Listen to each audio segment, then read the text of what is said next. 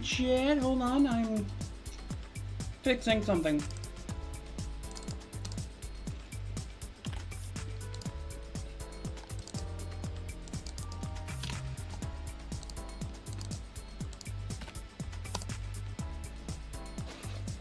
Okay, there's Mina.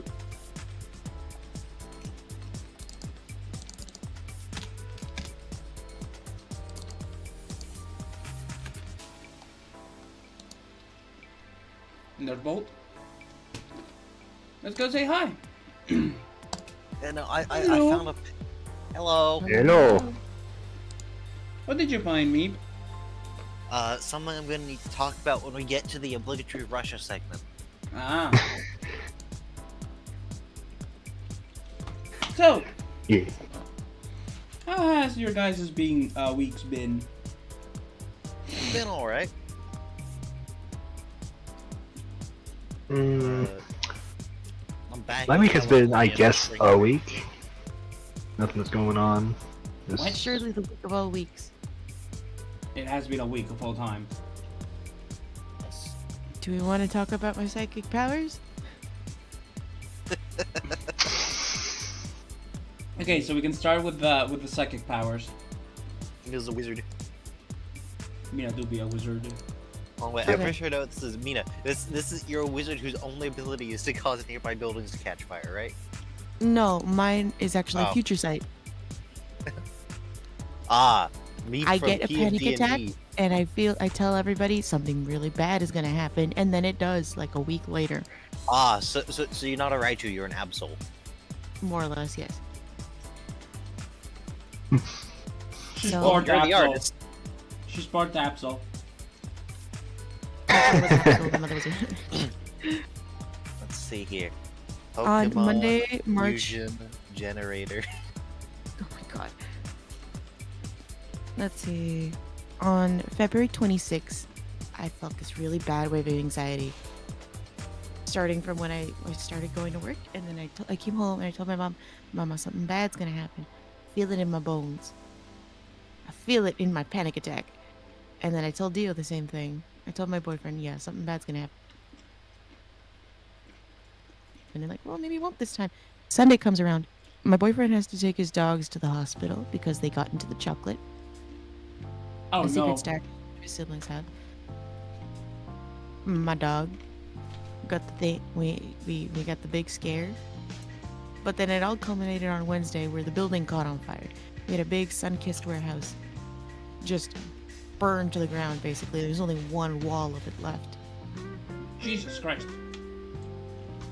Oof.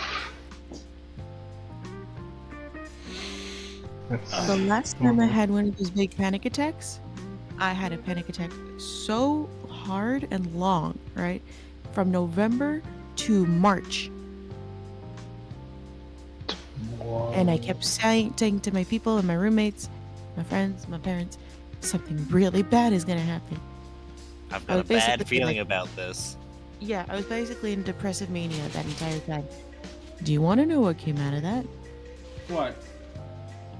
The fucking pen. Oh, Oh no. Oh. I'm not kidding about the psychic thing. Oh my god, Mina is an Absol. Yep. Mina's definitely an Absol confirmed. You've seen it here, folks. You've seen it here. So, I wanted to speak about a couple of things before we got to the top of the screen. I wanted to talk about my first week of work. I've been Pain. working. Sort of, yes. But that's expected. So I work in. Oh my god. Okay, Mina, you did not need to do that. Thank you for the resub. Apparently, it already had been resubbing, anyways. It just says, "Hey, you can share your 5-month anniversary."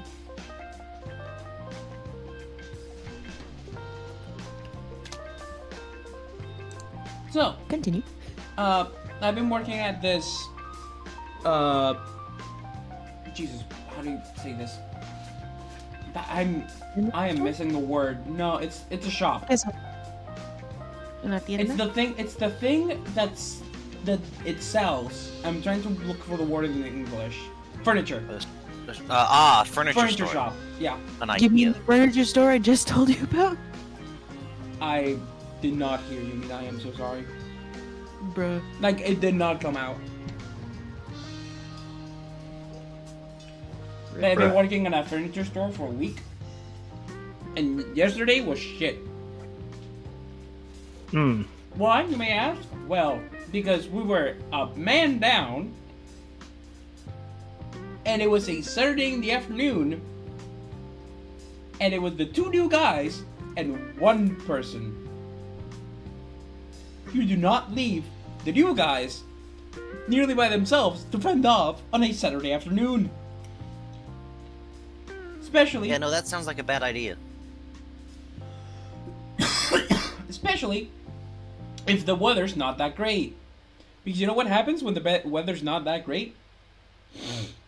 Shit. People are going to shelter themselves in stores. Oh boy. Luckily, it didn't happen today. That day, it was sort of chill by the end of the day. But yeah, holy moly, it was kind of stressy. It was kind of really stressful. Understandable. Yep. So That's why I have no plans on working retail or anything customers facing. no, the thing is, me, it's not that I just do customer service. I also take care of cleaning the store. I also take care of preparing, whatchamacallit,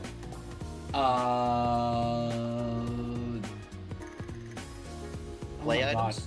Orders? Orders. Thank you. Orders. We also have to unload trucks that come with smaller items. That was basically my experience when I worked at a jewelry store. Yep. So At probably least with I do it less with a panic and smile, fear, you're gonna be and robbed. I haven't had that many bad experiences. That's good.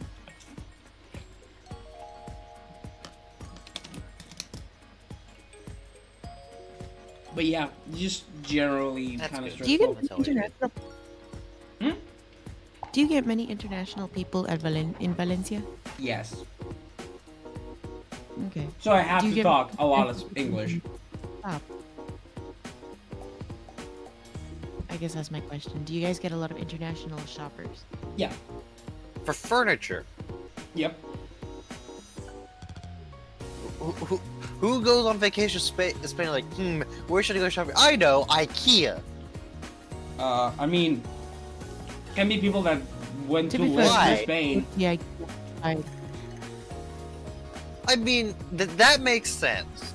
That Also, makes sense. meat. It's like, It's not just furniture. You can also buy shit like baskets and pillows and fake plants and other little complimentary things. Oh, so it is an IKEA. It's called Jisk. It's not IKEA. It's something similar, but not the same thing. No, but for our frame of reference, it's like an Yeah. IKEA. A way smaller, more condensed IKEA. it's a large.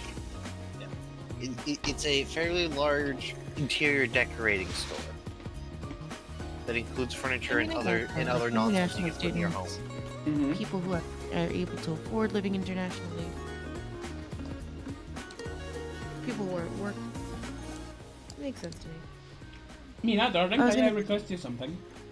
Because like working customer service might not be the best way to put it, but it makes you feel racist. Working customer service counts as time served in hell for your afterlife. Truly. BB. But the reason I say this is because like we had a lot of people from other countries who would come in, and we would get a lot of people from China, and we would get a lot of people from India. And like I respect their cultures, I respect them as individuals, but I dreaded when they come into the store because they did not understand why I was telling them, please do not put the earrings in your ears, right? And they would get mad at me. I had one lady who called me stupid for not knowing the difference between champagne gold and rose gold when I was giving her a rose gold watch that was not as obviously pink as the other one because it was brand new straight out the box and not oxidized like the other one. Good lord. I guess my experience are going to be different very I've much from yours because one, you're in Europe, and two, it's a furniture store. People aren't going to be as snotty as they would with the fucking outlet Swarovski, but still. Oh, trust me, no, there are snobby people in furniture stores too. You know, It's people that are very picky with chairs. It's a fucking chair. God, oh my god. Okay, so I had this one client a few days ago. I would think he was either German or from that area because he could not talk a lick of Spanish. He could barely speak English. It was nearly impossible to talk to him. Yeah, German. That's when you whip out your phone and go to Google Translate. I can't really whip out my phone in the middle of work. Yeah, some. I mean, you're jobs doing it just- for work because you're going to Google Translate to talk to a customer. See, that would be nice, but they just, in my experience, they discourage you from pulling out the phone for Google Translate, Mm-hmm. even though it would get them another customer. I had to scrape by one time with the 2 words of French I knew for customers once. Oui and non. I mean, like, I could ask them if I could help them, right? And I can ask them, I could tell them this is how much it was. Ça coûte, I don't remember. Ho ho ho, wee wee baguette. 124 or something like that, because, you know, it's jewelry. So the thing that there were a couple of like things that I did this week that I feel kind of proud of. Like for example, getting a family to buy a table, some chairs to go with it, and some cushions to go with the chairs. That felt good. And also, Yeah. there was this. I also want to think she was from the north because she was like really blonde and had. She also had an accent. She asked me if I had scissors for the kitchen. And I'm like, I don't think we have that, but we have scissors, like a pack of 3 scissors. I take her to the pack and she's like, and then I show her the price, €2. She's like, for the whole pack? I'm like, yep. She's like, oh, that might have changed my mind. She took the scissors and bought them. Yeah, $2 for 3 scissors? Yeah. Shit, dude. I mean, unless they're like super shitty scissors, but even then, that's less than $1 a scissor. Yep. Shit, I might take those for 30 for I can attest they're probably good considering they're people have stolen some. Here's the question though, do you require scissors to open the packaging? No, we require. Obviously. No, actually, we use cutters. The point is, do you need to cut open the packaging to get to the cutting tool? Yes. You can also kind of rip it off, but Yep, that's the problem. Why do they put the cutting tools in the package that requires? I mean, you can rip one, cut open the other two, and use the one of the other two to cut open the first one. Yeah. Big brain. You. But yeah, it's been kind of a wild week. Week of all time. Mm-hmm. Sometimes also, you like- just need, Sorry.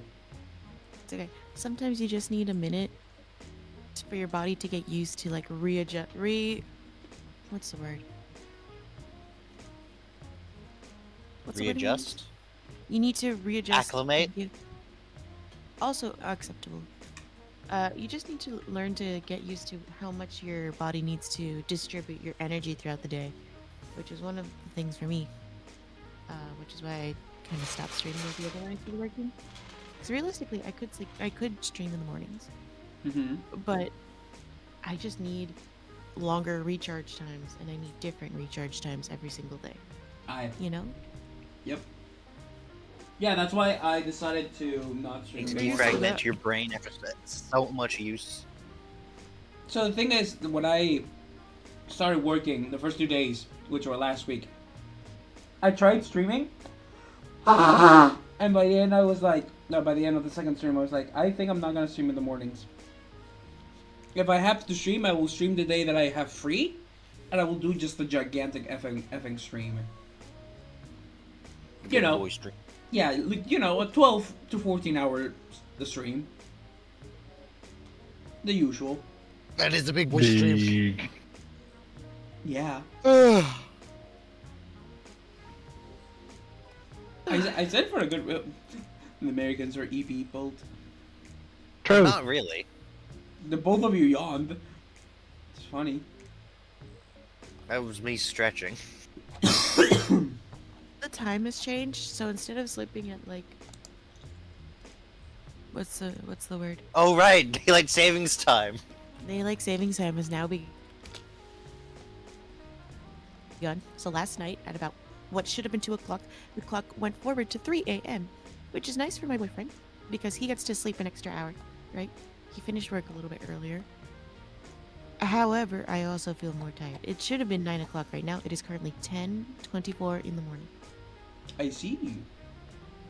I'm like, why is it? Oh yeah. Why is he messaging us this late? And then I remembered. So, Oh.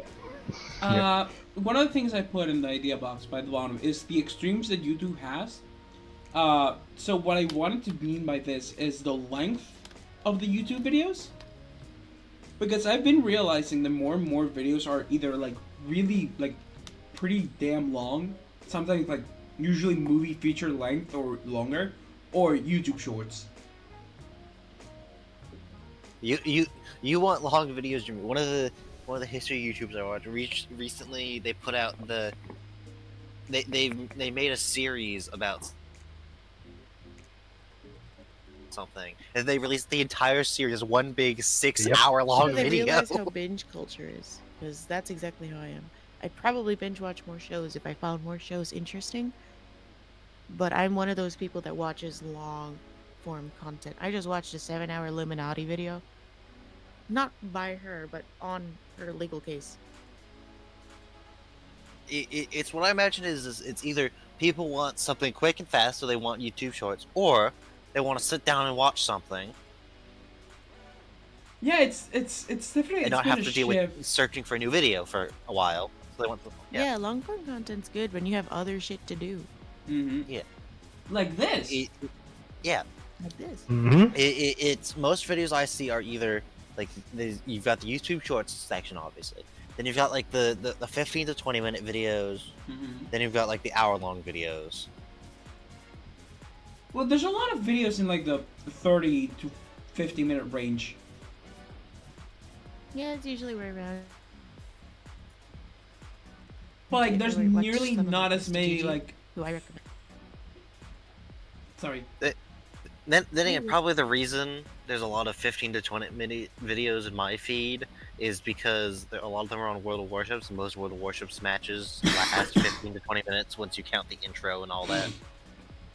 Fair. Sometimes they'll go a bit over 20, but that's just because they actually ran out the timer, which rarely happens. I think these types of things are like the same as those people. I'm trying to explain. Blah, blah, blah, blah. The people who put up long form content, myself included, are the people who cannot watch YouTube Shorts or TikToks because they'll spend hours on that and be in like a pause where they cannot get anything work done because they cannot get their brain to shut off long enough to stop scrolling. We're the people that take 6 minutes to find a song when we have 7 minutes left to live.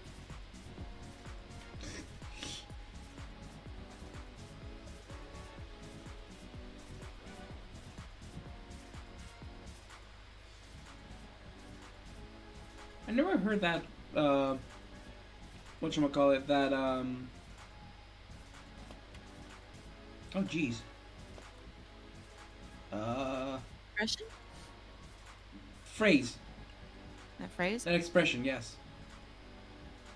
Thank you. It's not super common. It's kind of the thing where it's. I don't know if I made this up or if I found this on memes. Probably memes. But there are like those jokes that go around where the people are just like, the doctor says you have this specific amount of time left to live, and it's just enough to listen to their favorite song or whatever. And then there's other people who just like don't know which song or can't remember which song to listen to while they are dying. So they'll spend most of their dying time looking for the song instead of actually enjoying the time they got left. Hmm. It's just a meme. I remember I saw one that was kind of a cute thing where it's like the child goes to the witch to get the cursed object or whatever it says. Anyone you give this will die in 7 days. To go home, give it to the loved one who the doctor just says has 1 day left to live. Aw. Hmm. Is I'm using the magic to extend it. And the witch is just sad. It's like, oh, I thought I was being evil. That's like the meme of the ancient evil reawakens, but ethics morals have shifted so much in the time since it's gone. It's actually pretty moderate now. Everything's pretty bleak. Mm-hmm. Then you have the reverse of that, where it's the Batman the animated series villain who when the series was made was a pretty extreme point of view, but nowadays is just your average Fox commentator. Good. Anyway, should we delve into the idea box? I mean, we've been delving into the idea box technically, but we can delve back in time. Okay, before anything else, Mina's first Soul Link and the bullshit that comes with it. Oh, jeez, that's been. I wanted to ask you the 12 a.m. brain moment. Oh, okay. We'll start with the 12 a.m. brain moment that I had last night. I came to a realization. Counting on your fingers isn't base 10. It's base 11. Go on. All right, let's start with the explanation. All right, in the base 10 counting system that we use, what are the 10 digits? Okay, name the 10 digits in the counting system we use. 0, 1, 2, 3, 4, 5, 6, 7, 9. You skipped 8, first of all. but yes. Now what's the first one of those? Fist closed. Yeah, That's 0, which is you're closed. Which means if you start with both fists closed, you've got 0, 1, 2, 3, 4, 5, 6, 7, 8, 9. That's all 10 digits, but you have one more finger, which means it's base 11. Okay, I see where you're going with this. Yeah. Understandable. I mean, 0 Mhm. is a digit. However, Yeah. on digits on the hand, I guess it just doesn't count because there are no digits. Does the lack of digits count as a digit? It is a numerical value. It is a numerical value, but on the hand, is it? It is, well, technically this is where it gets hilarious, because digit is both the term for the positional number, but it's also What we the call- a term that can be used to describe fingers. And So- toes. You have Yeah, 10 I know. digits on your hands. However, you can use it to represent 11 a base 11 counting system. Assuming you're using both ends, because the thing is,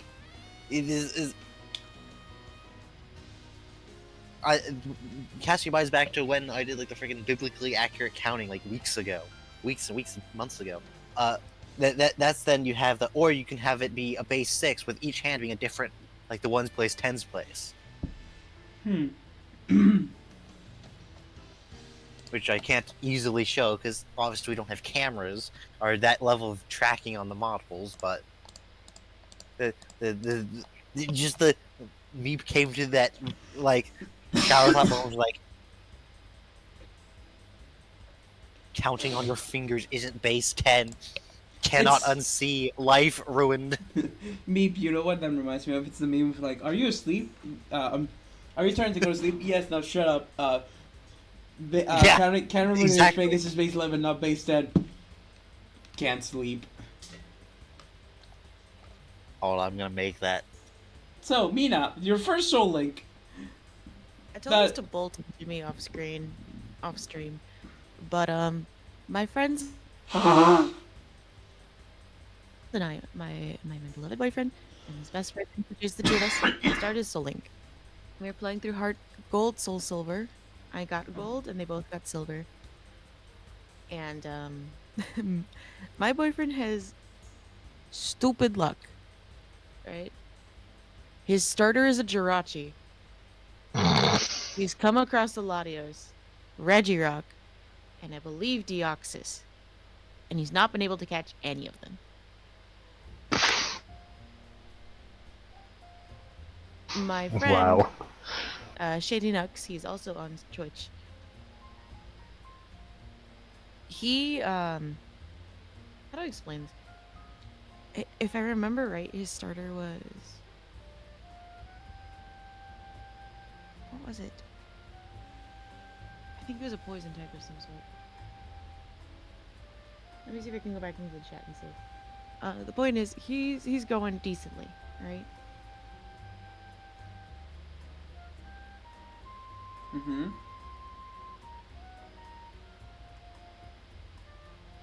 I cannot see it. Yeah, he didn't write his starter. I can't remember his starter. I just remember the Jirachi. My starter choices, I had the choice between a Charizard and an Alakazam. I don't remember what the third one was, but that's not the point. My ass chose the Alakazam.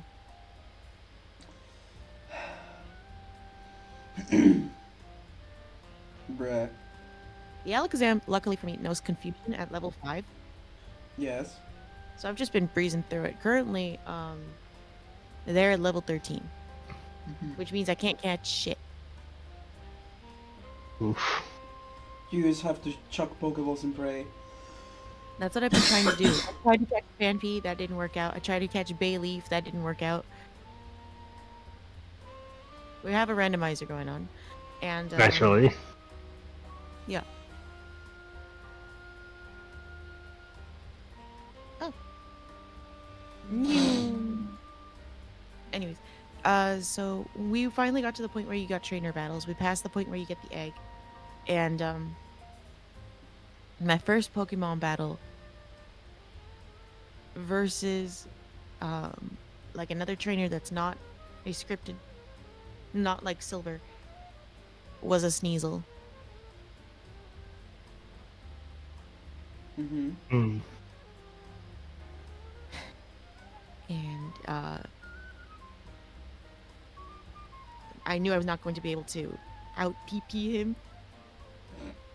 because both of his moves had like at least 30 shots, and mine had 20 each, 20 to 25 each. Mm-hmm. Mm-hmm. So we're like, oh shit, I failed the run, you guys. I'm sorry. And they're like, no, keep going, keep going. And so we kept going, and somehow I beat this Sneasel with a combination of potions and struggle when I finally got to that point. Doesn't that sound familiar, huh, Jimmy? What? Words. Yeah, I know, but What did he I hear say? struggle and I think of something that happened with Jimmy as well. Okay, that's all you need to say, because we could not understand what you had just said.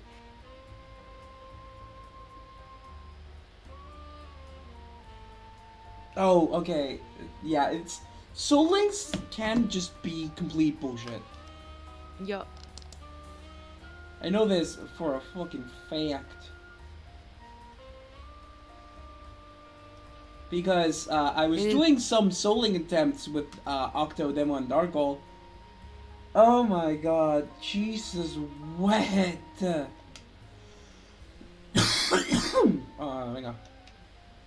Like, oh my god, they were not having a good time most of the time. And in one of the attempts, they killed my starter. And then Awokaruna quick killed my Heracross, and then killed my Nirina. This is before the first gym, by the way. So I had to go and resort to a fucking chingling. And the other three were like, nah, we're just gonna start over. You don't have to do it. I'm like, I'm going to do it. I'm not Very leaving this gym unbeaten. We are Uh, going to beat you to death. Sharon had a Ferrothorn and a Duocean. Oof. I won Bro. Oh, with a combination of potions, rapid damage, and astonish, and also grounding the Ferrothorn back to and a dream. and a dream. I told them multiple times, I have I have a chingling and a dream. 私が夢は Omega wa ma shindeyu. Huh? Oh, and they said, "Oh my wa mo shindeiru." I know. I understood that. It's just like the way he said it was so butchered. I know, don't it's speak funny. weeb. It's like, have you guys I don't speak have you guys seen those weeb. TikToks? Have you guys seen those TikToks of the lady who speaks Japanese with a southern accent? No. I don't watch TikTok. It is No. so fuck. Kobanwa. I hate it. It's so fucking You know what? You know, I wish I knew someone who was like a native Japanese speaker so I could send them one of those, just see their visceral reaction to it. Madoka-san. I don't remember. Speaking of, should we talk about the Which TikTok one? news? Oh, right. We should talk about TikTok at yeah. some point. We'll Squeeze that in somewhere. There's one in the idea box, so how about we smooth transition to that? Jimmy had put this in here, but it's yeah, I've seen stuff on it. Yeah, basically, Congress told TikTok to fucking get sold from the Chinese parent company or die. And I'm pretty sure that's not a good idea. I'm pretty sure that's not a good And thing. everyone learned to pirate. And everyone what? And everybody learned to pirate. Well, it's what it is it is fucking stupid. Basically, no matter how you cut it. But some of the people on like Twitter talking about it have been like even worse. Like I saw one where it's like, hold on, let me see if I can find it because I saw it like just earlier. So I can read However, it. the president is also not going to condone this action until after the election this year, because most of the voter reach is on TikTok. Alright, yeah, he's on TikTok. He did put an ad on TikTok. Anyway, yeah, here we go. Here's like the Twitter post. They got two community notes put on. The post is if Xi Jinping or Kim Jong Un were talking about banning one of the most popular social media platforms, everyone would be screaming about fascist censorship. To which the readers added comments, added context. The first one is every major international social media platform is blocked in China. As for North Korea, the internet is not public. Bruh, you're taking the take so wrong. It's cringe. But the other part of it is a bad like, idea. It's just not as cringe as you're. It's just like those countries are much more cringe than you realize. yeah, it's the thing is, my stance on the whole TikTok thing or whatever, and it was national security or whatever. It's like, if the problem is they're collecting data, then how about you implement a data privacy law instead of just targeting the one that's not American? Because as we know, American companies don't collect your data. They don't do that. Isn't that right, Google? You don't collect Americans' data, right? Who's a good social engine? Twitter and Facebook don't collect users' data. Obviously, we all know this because they're good American companies. Uh-huh. Facebook is on thin ice. They did it once by accident, you guys. Yeah, exactly. It's the whole thing. It is objective. It's because it's owned by a Chinese parent company. Is why they're going after it. They say it's to protect people, the data privacy. No, if it was about data privacy and protecting people, you'd actually pass a law to protect people and protect data privacy. But you don't care about it. You care that it's China. That's why it's a cringe law. It's because they're being selective about it, which is what's cringe. Because of course. They could have used this as the catalyst to pass a comprehensive data privacy law for the U.S. like Europe has. But no. They have to be xenophobic because it's You have to American. be xenophobic. It's really in this year. You haven't. Yeah. I assume y'all haven't seen that video that I'm referencing with that, but yeah. Xenophobia is Sorry, go ahead. in this year. So are bell bottoms. Neither are a Let's good be idea. Xenophobic. It's really in this year. Let's find Uh-huh. slimy alien. I don't know the lyrics. It's some song or whatever that's satirical, and then someone made a compilation to be like a average Stellaris or playthrough. Which yeah. So we have a lot of like news and political things to talk about in America today. Yeah, we've Because got a lot we- of. All right, Don't we let's always? Because we also have Project 2025. scroll back up to the top. We did Mina's first solo. We'll get to that. Hold on.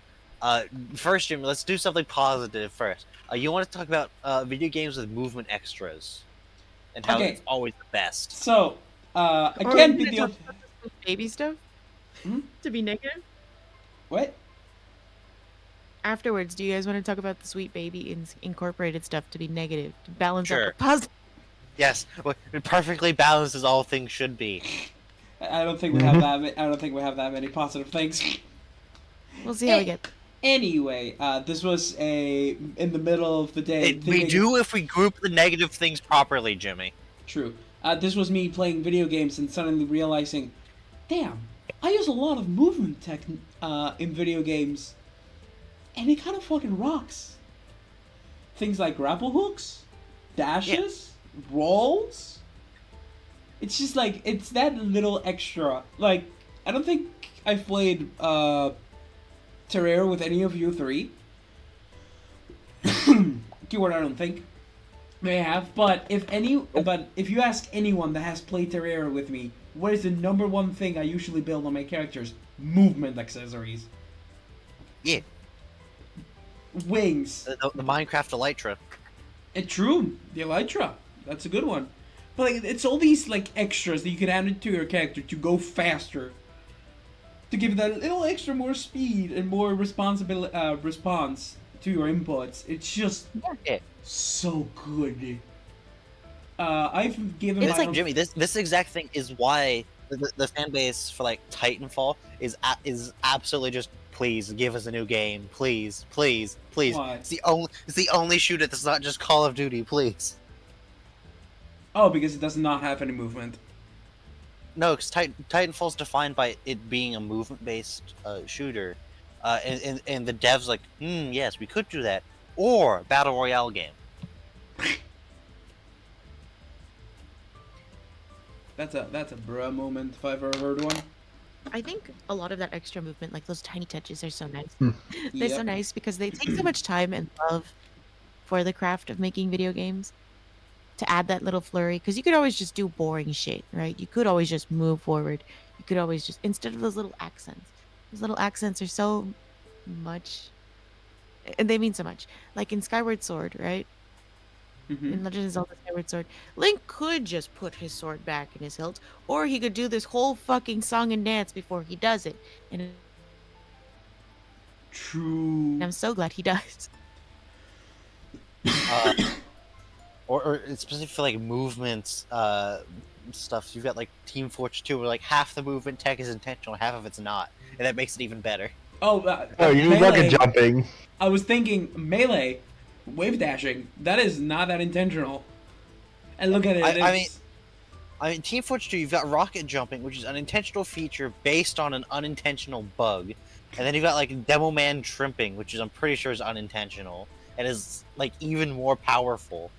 It's just the ridiculous amounts of nonsense that you can pull off in the freaking Source engine or whatever, like ramp sliding and bunny hops and Thing. all the nonsense that Oh, you know makes us. just like if you've like watched like Solar Light, I think is Yeah, the Solar Light. demo man, the Demo Knight TF2 YouTuber. Be like, oh yeah, I'm just gonna in 5 seconds get from the last point of this map to the first for the lols. Bruh.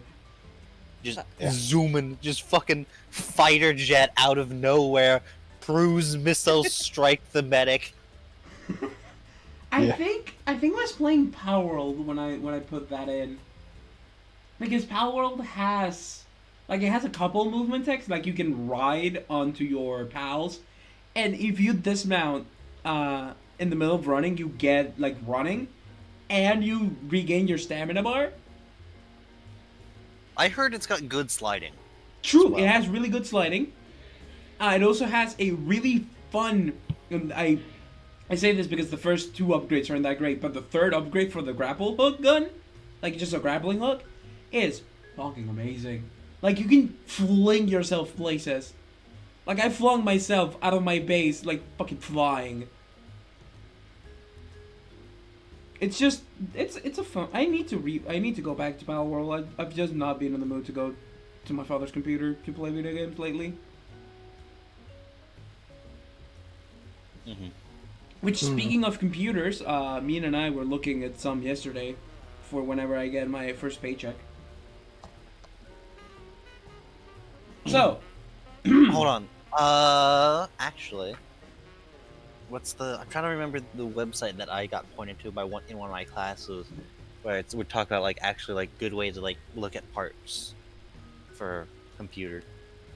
We were looking at the Moist Critical computers. oh yeah, no, we were looking at pre-built computers. Oh, okay. Yeah, if you don't have the skills to build one, yeah, it's PC Part Picker is like the one if you're looking for parts to custom build. But yeah, pre-builds are, if you know how to select them properly for what you want to do with them, they're good and they oftentimes will come with a warranty. And if you don't know what you're doing with them and don't know how to troubleshoot them, that's probably better, honestly. Mm-hmm. But it'll definitely be like good enough. The main thing for is you're doing mostly streaming and gaming. That would be want good internet card. You'd want good RAM and good graphics card would be the main things. I think. A decent CPU though, it's not the main priority. The Also, other thing, now that I've just remembered, aside from all of when we're talking about the gaming thing, Happy Mario Day. True. Yeah, Happy Mario Day. The funny True. Mario Day. yeah. Oh yeah, that is today, isn't it? Yeah. The other thing, Jimmy, to make sure you do if you get a new computer is make sure that the motherboard is Windows 11 compatible. Yeah, no, these were Windows 11 Home. Yeah, because the thing they did with Windows 11 is Windows 11 requires a new chip on the motherboard. It's an encryption based thing, and what it does is it basically it does the thing where it digitally signs all the operating system files to make sure you don't get boot sector viruses, which are basically otherwise if you get one, it's you wipe the machine in full fresh install, assuming you don't just have to completely get a new drive and lose everything. So that's a good improvement. However, it does mean older motherboards that don't have that chip on them cannot run Windows 11. But hey, you probably want to get a new motherboard anyway because they put out the new generation of RAM a while back, and that's not compatible with the old motherboards either. So, can you tell I'm studying IT? Yeah. Yeah. You're the better person to ask about computers because I'm just like, why don't you try the Most Critical ones? And then we looked at them, and they're pretty cool.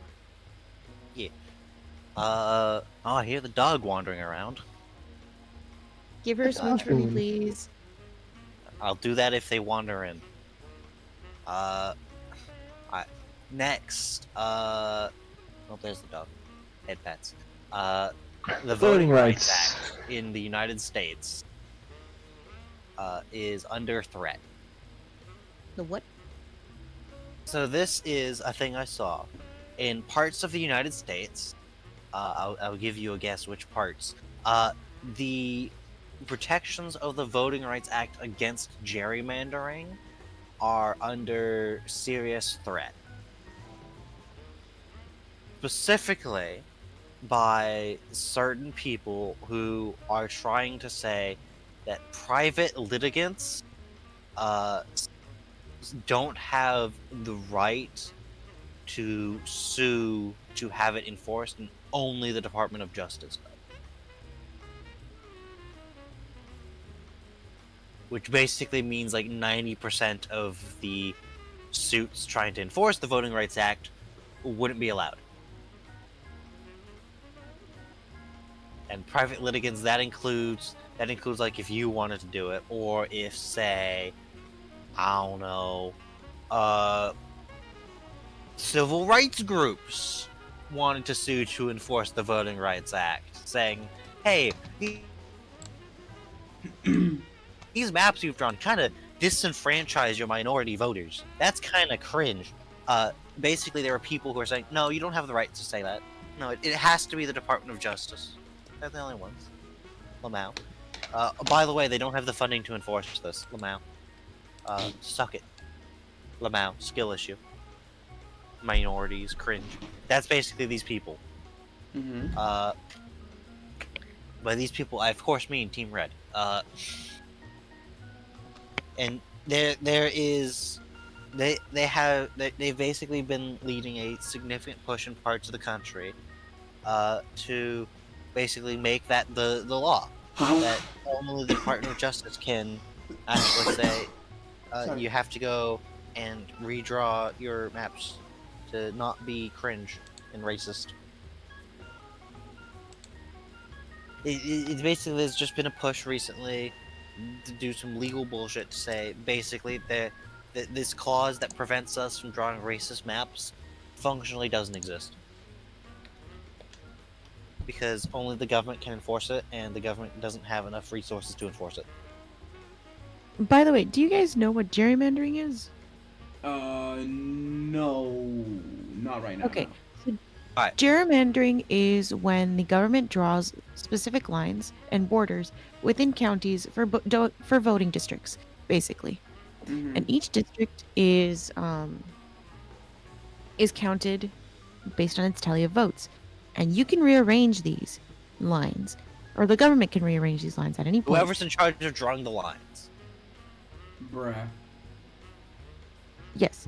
And mixing up these votes can actually skew how many counties or how many different areas are voting on a certain for a It's certain basically candidate. it's the voters are arranged on the land.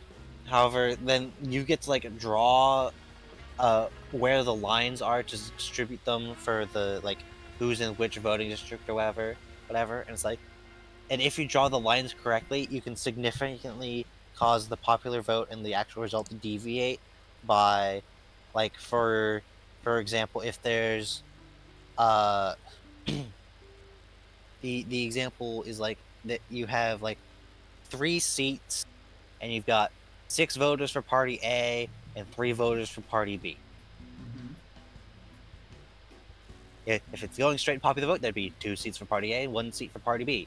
However, if you draw the lines such that there's in each seat is assigned to 3 of the voters, right? Mhm. But if you draw them, say, it's hard to do without actually a thing. But if you draw it in a certain way, so you've got 2 party A voters and 1 party B voter in each district, You get to all 3 go to party A. Mhm. Yeah, and the thing is, in lots of the United States, the local legislature gets to draw those lines, which means the politicians get to choose their voters. My dog is screaming downstairs. Yeah, in a lot of the U.S., the politicians choose the voters, and so it's less the voters choosing the politicians, more the politicians choosing the voters, kind of thing. Mhm. Which is part of why so much of the U.S. is just so stably one party or the other. I mean, in presidential election, it's different because those can't exactly be gerrymandered because that's the states. But basically, every Right. other election, but even within the states, there's some amount of gerrymandering that can be done, even for the presidential election, based on it's a huge mess of nonsense that's really hard to work around. And the problem is the U.S. doesn't have very many protections against it, and the Voting Rights Act has specific protections against gerrymandering, specifically to disenfranchise minority voters.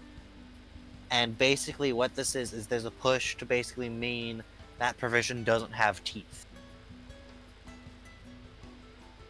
Does it have teeth? To make it basically unenforceable, so it doesn't exist. Not literally, but it has a provision where it's, if it's ruled, yeah, the maps you've drawn don't meet the criteria of this law, you have to do it again and make sure it does. Kind of thing. And basically, there's a push to say the people this actually affects don't have the power to say, hey, this thing needs to be enforced. Because it's mostly done via the bringing of lawsuits. And basically the push is to say, people who aren't the government don't have the right to bring these lawsuits to protect their rights. Well, like imagine if the freedom of speech was only protected if you sued someone who was infringing upon it. However, then the government came in and said, actually, only the government has the right to sue on your behalf for this. So where the fuck would you go? Get another fucking lawyer? Not a lawyer. A fucking representative from another state? Oh my god. It's just, what it is it's people want to disenfranchise people who vote against them, and they're upset they're not allowed to do it. So they're doing a thing to make it easier to do it and less likely for them to be told, no, you're not allowed to do that.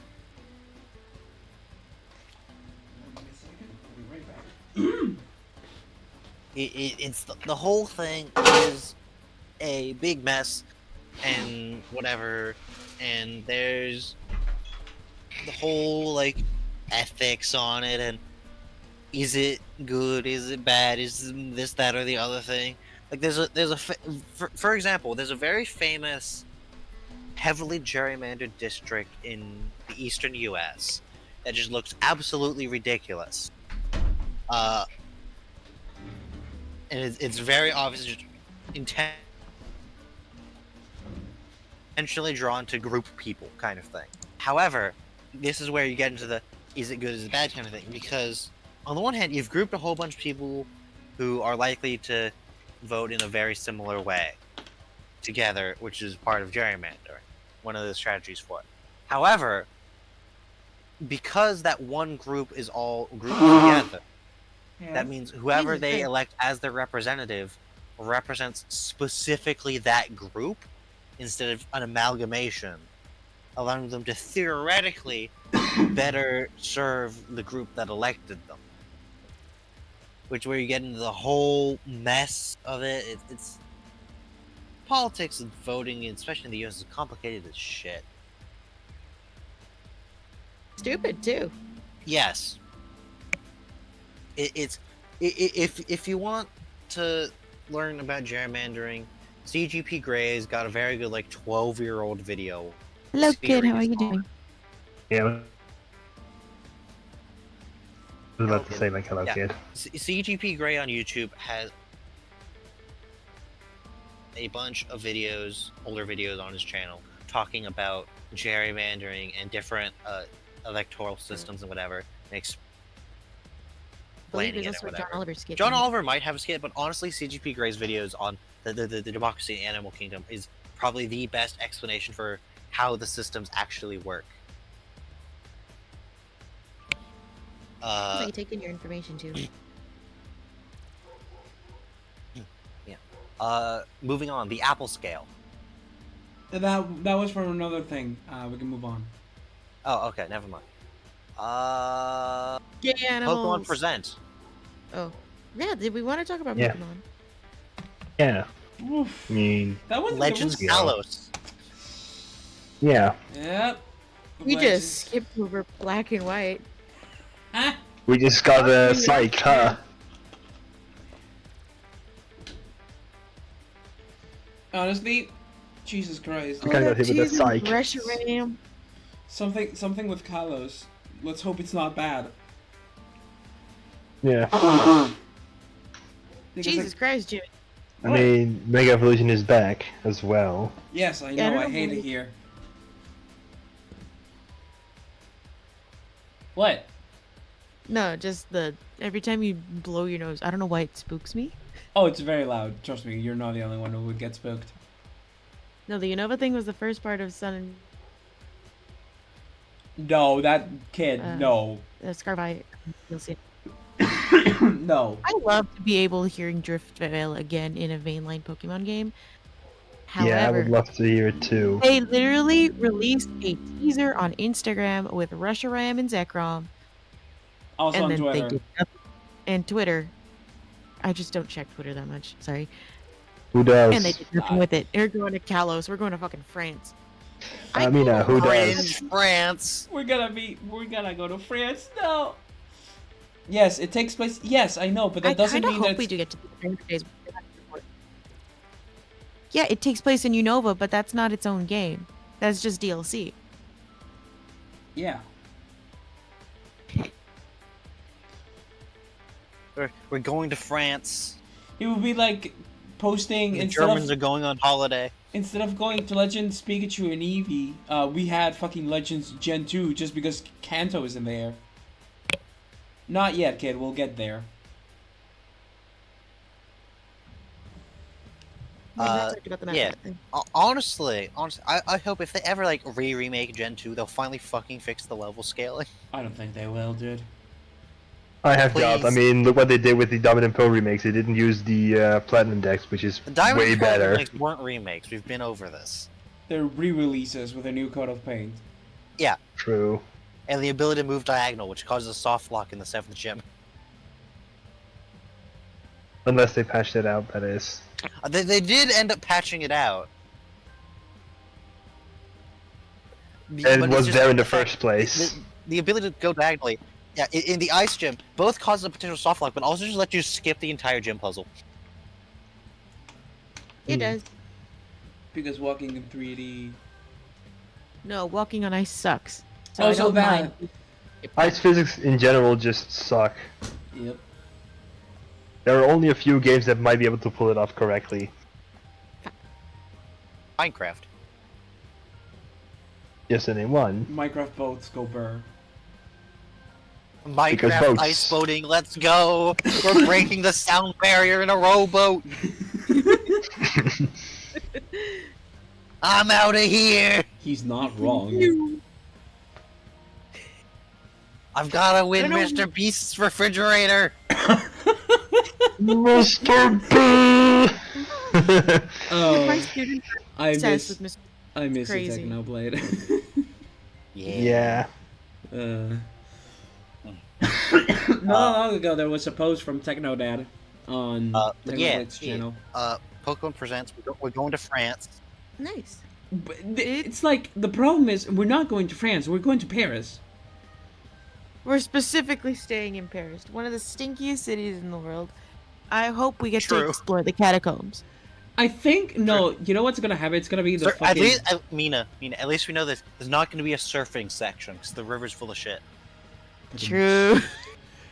No, but what I wanted to say is, people speculated they'd say they're gonna be, like, us going to the past and future. What? And there's also people talking about, since it's Paris, may I remind y'all the big renovation that the Paris had around, I think it was the 1800s, which radically changed how Paris looked from then to now. Oh, the renovation. I think so. Yeah, that might It happen. is very star-shaped. It's very round. I mean, that's why the city in the game is round.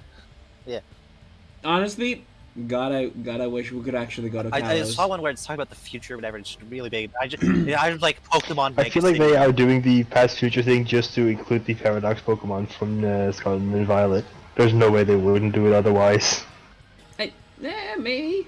I mean, it's mostly because of the trailer itself showing how, old drawings, and then from there you move on to, like, this futuristic Cybernetic. 3D cyberpunk style of animation.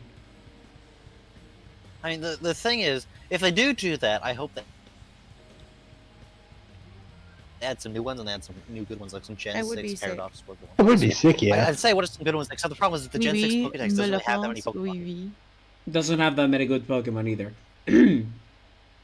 Doesn't have that many Pokemon to begin with. True. It does not. True. It has the smallest dex, I believe, right next to Alola. Yep. Motorcycle go burr. I hope this is about the 300 years war, to be quite honest with you. I think that'd be sick.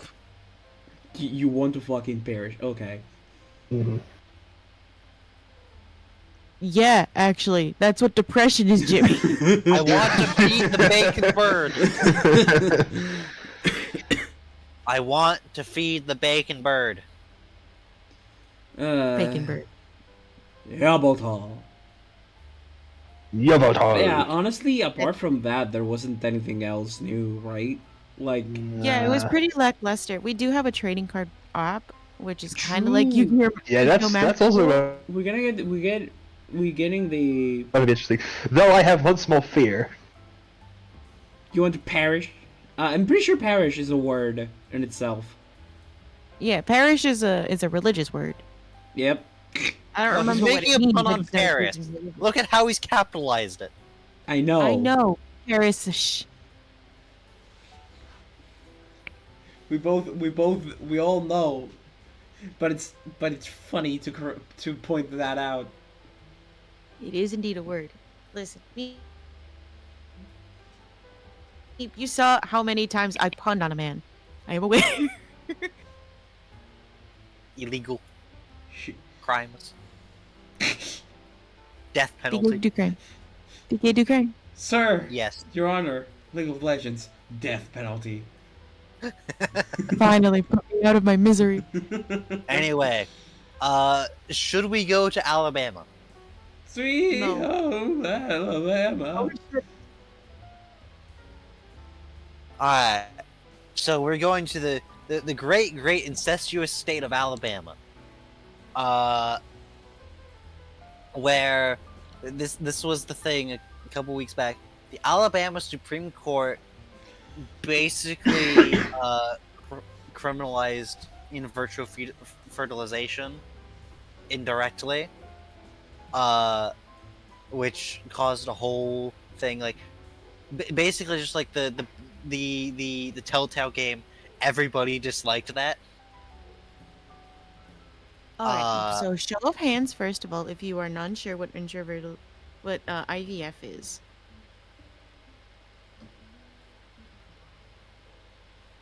Granted, we can't actually show our hands, but you know.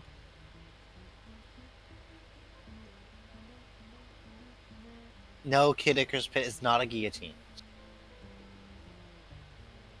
So IVF, or intravertebral fertilization, is where you take frozen eggs or eggs from a different source and you implant them into a uterus. It is specifically used for women who are unable to conceive. Test tube babies. Hmm?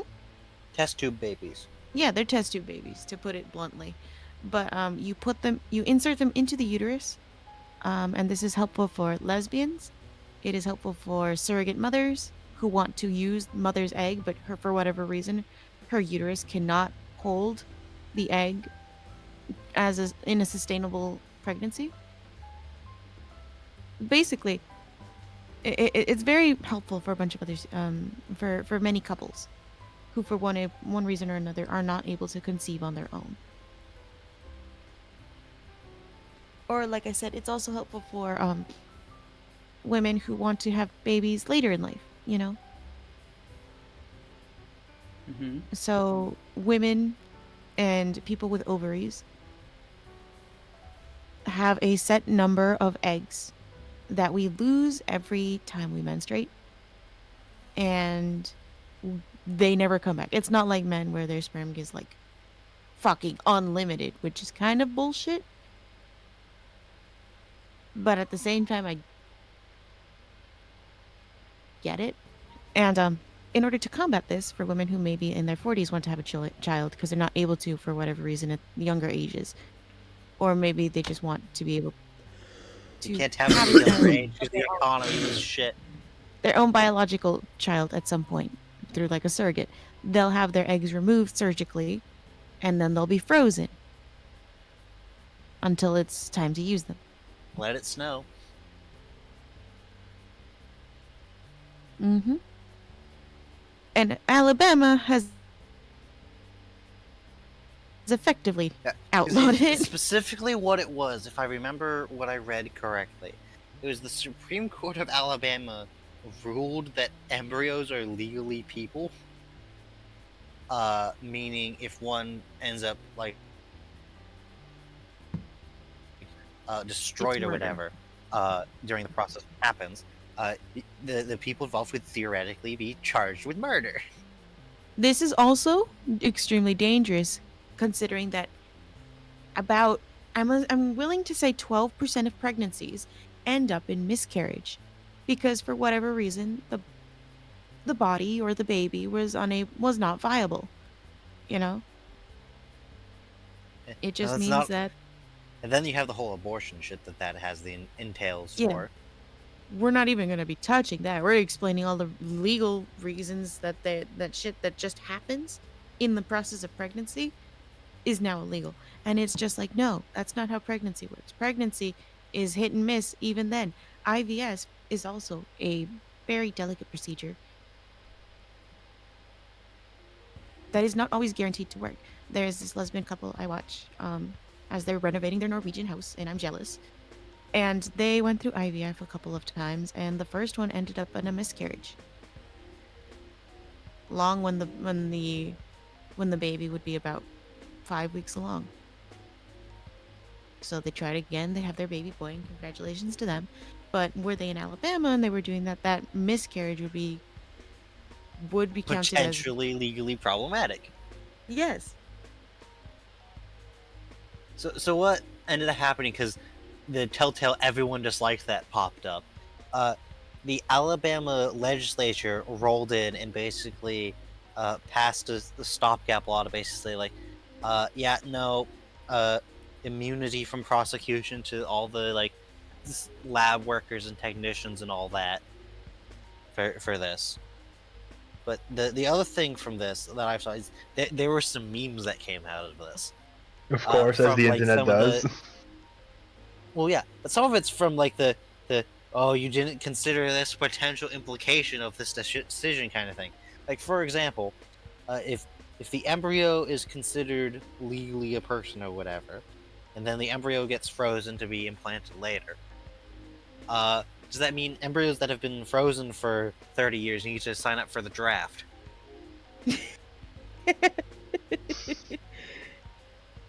But does also mean that pregnant people can finally use the fucking The carpool lane? lane, yeah. Yeah, can pregnant people count the pregnancy as the extra occupant for the use of the carpool lane?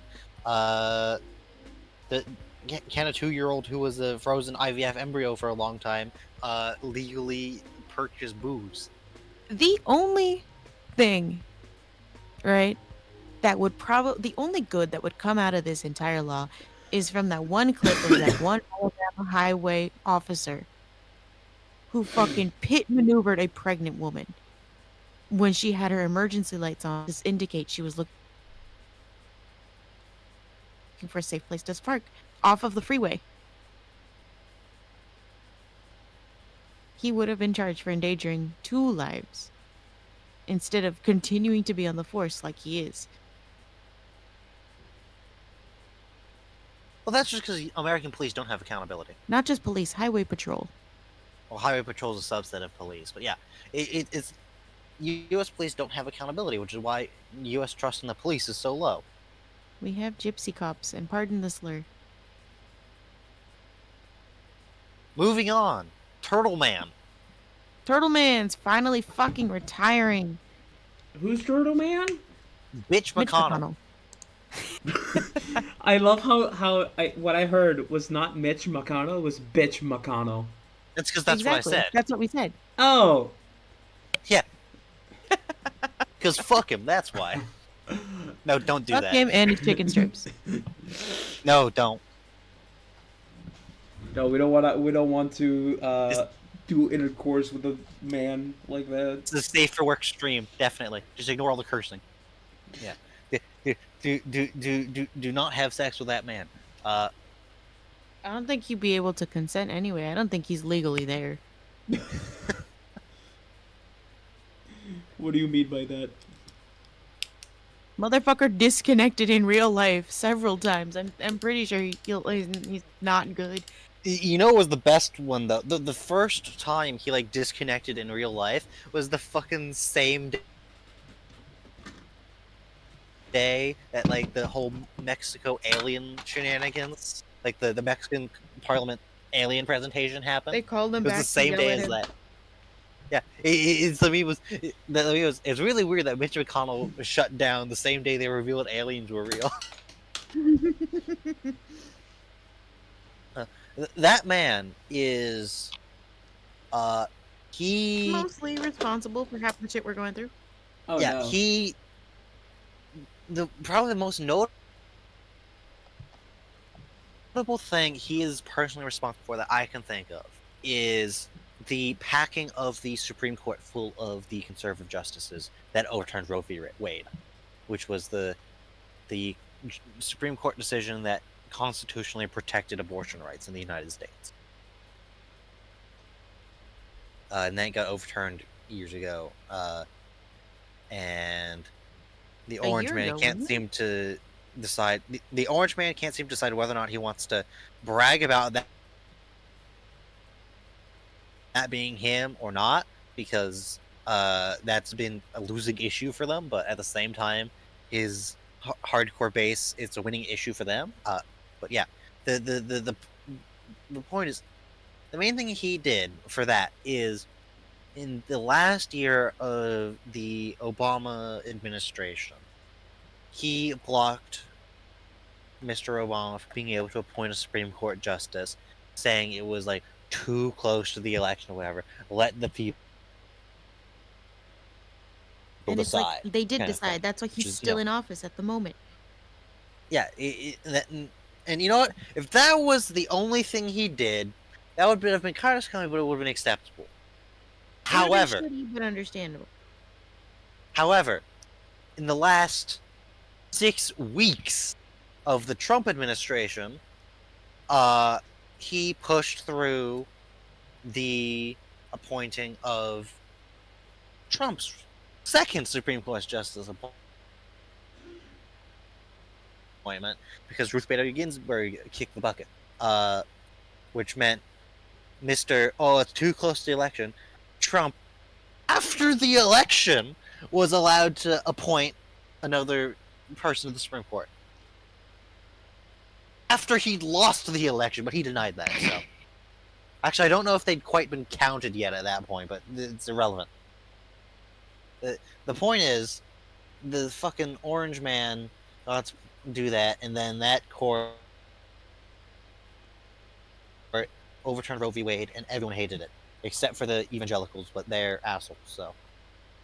They're the Don't crowd. get part of it anyway. Yeah. It's whole awful mess. Fuck him. Plus, he's fucking ancient. He's also like voted against raising the minimum wage like 50 times, and voted to increase his own wage like 30 times. I hope he gets everything that's coming to him in hell. It is just bleh. Anyway. He's a spineless, self-serving coward, and we hate him. Yeah. Oh yeah, definitely spineless, because fucking, he's one of the people who, after the second Trump impeachment, basically, he voted, to not convict Trump of the second impeachment, but then basically said to the effect of, Trump was responsible for it. It's like, That means fucking guilty, Mitch. We have a word for that. You fucking ass licker. Anyway. Phoenix, Arizona. What happened in Phoenix, Phoenix, Arizona. Arizona? Phoenix, Arizona, the capital of the great state of Arizona. A testament to man's arrogance and an affront to nature. Because why the fuck is that city where it is? And why is It's it so big? extremely hot. Oh, yes. Phoenix, Arizona, the news from Phoenix, Arizona the last couple summers is the asphalt's melted on You the streets. literally could cook food on the street. Yes. If you wanted to have a very asphalty egg. I mean, I'd assume you still put the pan because it's made of metal, but then you can't pick the pan up. True. Yeah, Phoenix, Arizona, fucking in the middle of the fucking desert where it's hot as all hell. Air conditioning is basically mandatory to survive. Why is there a city there of Keep looking up the population of Phoenix, Arizona right now. Phoenix, Arizona population? Did I skip one? 1.65 million people. What the fuck? 1.625 million people. Which is, yeah, that's more than the population of Denver, Colorado. These are the motherfuckers that says I prefer the hot over the cold. Which is fucking cringe. Yeah, it's just like the fucking why. Why is it there? Why is it so big? It makes no fucking sense. It's run into problems with water because of course it has, because you've got the whole Colorado River shit and all the wells and whatever, which then has a problem because that's now throttling its expansion, which means the Ponzi scheme that is American suburbia is gonna fucking collapse. Again. Well, at least in Arizona. At least in Phoenix, Arizona. Because the thing is, it was like the fastest growing city in the United States for like a decade. Why? It's still growing because Phoenix, Arizona is one of the easier places to get to when you're crossing the border illegally. Because there's not that many people watching posts there because of the extreme heat. Yeah, because it's one of the United States, one of the extra reasons the U.S. is immune to invasion. It's got oceans on two sides, and on the third side, it's mostly a fucking desert. Yeah. I'd rather live in Antarctica than Arizona. I'd rather freeze than burn to death. Yeah, you can keep putting on coats. You can only take off so many layers before you're just Gonna take flaying off my yourself skin. alive. But even then, you'd still probably die of heat stroke. That or I'm going melanoma. to remove my skin. Hey, if I remove my skin, I can't get melanoma. Problem solved. It's just, it's. I watched a video on this, but I've forgotten most of it because it's been a while. But it's just the whole point of like, fucking why? Why is it there? Just move it somewhere else where there's actually fucking water. It's just, plus apparently the thing is, apparently like it's, I forget which company. Some companies like planning on opening like a semiconductor factory there, which is a very water intensive process. Like, why? Why there? They would ask why not there. Anyway, moving on. The Orange Man. Mango Man and his court problems. There's several of these that I'm just going to lump in all at once. So, first of all, can we just point and laugh? yeah. Yes. First of all, Mango Man, Lamau. So the first one in here that's listed. Point and laugh is supposed rich man, the Orange Mango, seems to be unable to pay his fines from his lost court cases. Yeah, he got fined a whole bunch of money, and he's basically trying to say that's an unreasonable amount of money. He's like, Shut up. You keep claiming how rich Okay, you are. Shut the okay, fuck up. that's Donald Trump. Mango Man is Donald Trump. Yeah. Yeah. No, Yeah. not Mango the Melee player. No, when we talk about No. Mango Man, we're talking about Donald Trump because Yeah. his skin sort of looks like The a mango. fucking, His yeah. hair looks like There's cuando ya fucking chupas un mango. GoFundmes. People have made GoFundmes to help him pay his court fines. Oh, These are Oh the my people. These are the no. exact same people who think we shouldn't have free healthcare.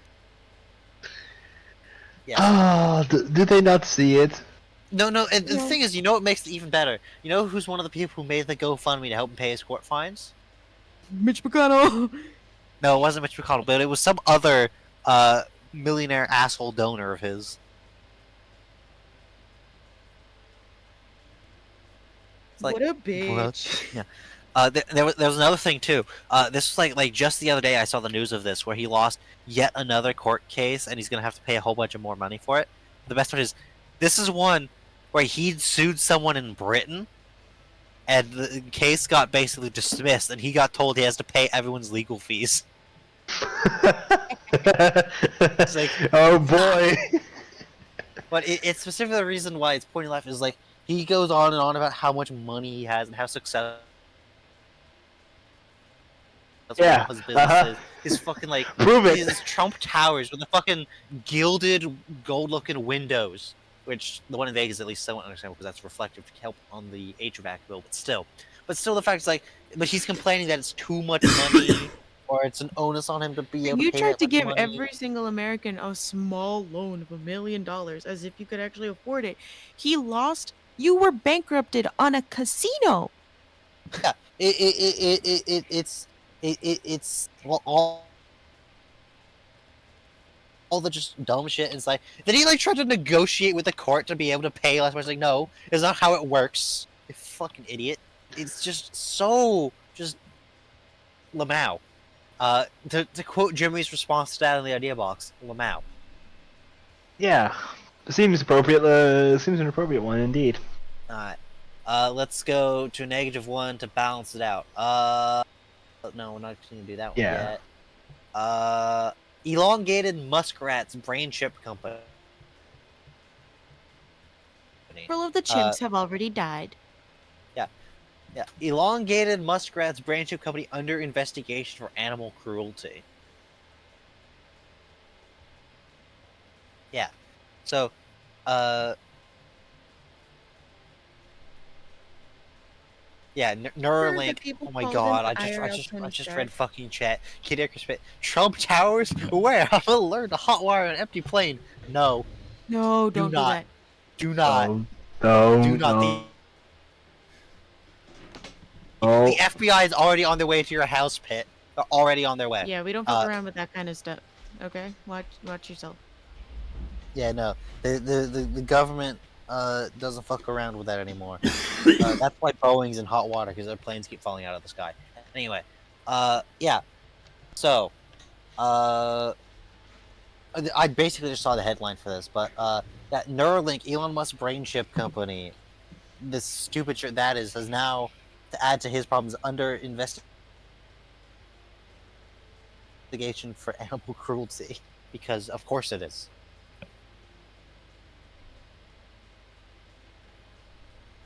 Pretty sure the only reason his other companies aren't is because they only work with humans. But yeah, I admit I didn't really read too much into this, and it's been a while since I saw it. But it's just the really, Elon, really. It's like, what did you think was gonna happen? First of all, second of all, what are you gonna do with the chips? He just remembers that everybody used to call him the Tony Stark of real life, and he just ran with it All right, here, yeah, without realizing that Tony Stark is just an asshole. yeah, here it is. Musk Neuralink faces federal probe employee backlash over animal tests. Under federal investigation for potential animal welfare violations amid internal staff complaints that animal testing is being rushed, causing needless suffering and deaths, according to documents. Blah blah blah. The federal probe, which has not been previously reported, was opened in recent months by the U.S. Department of Agricultural Inspector General at the request of federal prosecutor, according to sources with knowledge of the investigation. Probe, one of the sources said, focused on violation of the Animal Welfare Act, which governs how researchers treat and test some animals. Time in growing employee dissent about Neuralink's animal testing, including complaints that the pressure from Elon Musk directly to accelerate development resulted in botched experiments. Yeah. Such failed tests have had to be repeated, increasing the number of animals being tested and killed. The company documents include previously unreported messages, audio recordings, emails, presentations, and reports. Blah blah blah. In all, the company has killed around 1,500 animals, including more than 280 sheep, pigs, and monkeys, following experiments since 2018.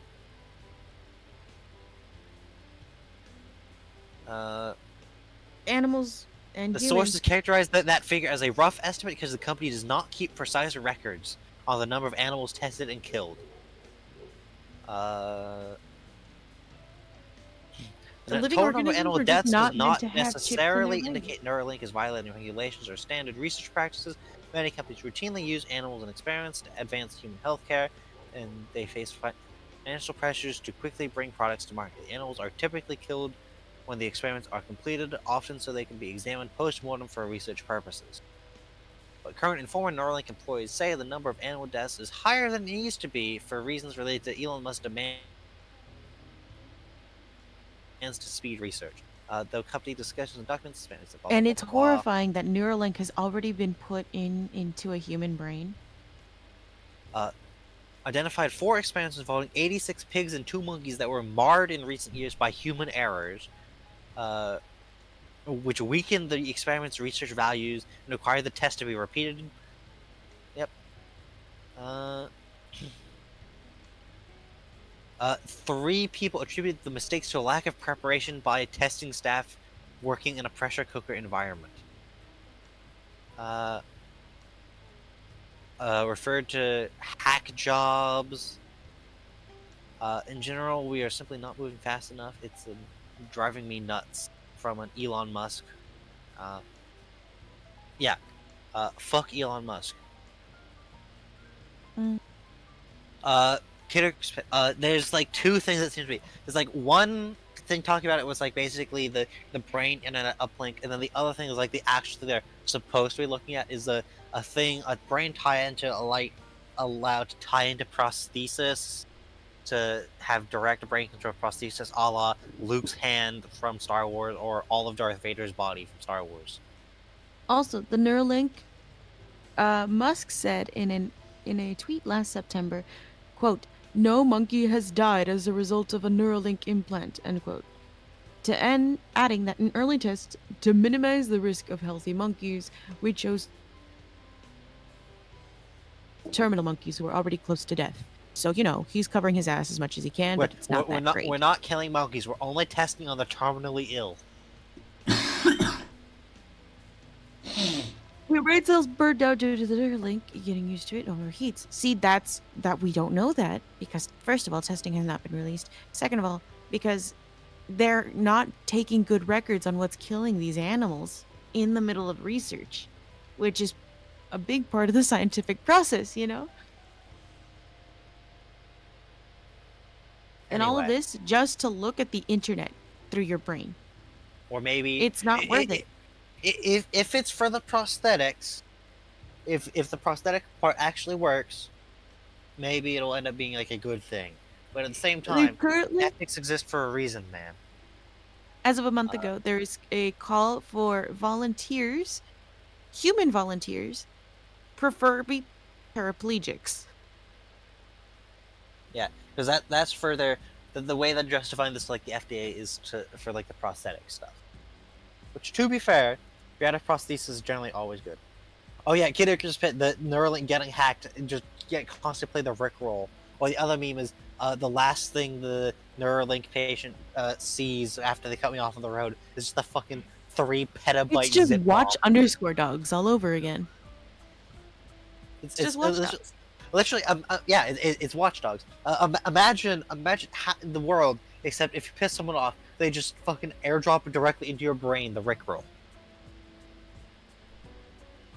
It could be worse than that too. True. It could be insert horribly awful NSFW content here. Not even NSFW. I was thinking Guro. Huh? Gore.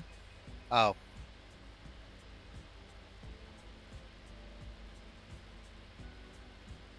Anyway, Vermin Supreme. Vermin Supreme is something I'm super excited to talk about. So, I'm going to link you guys his website. His tagline is follow Vermin throughout all of the timelines.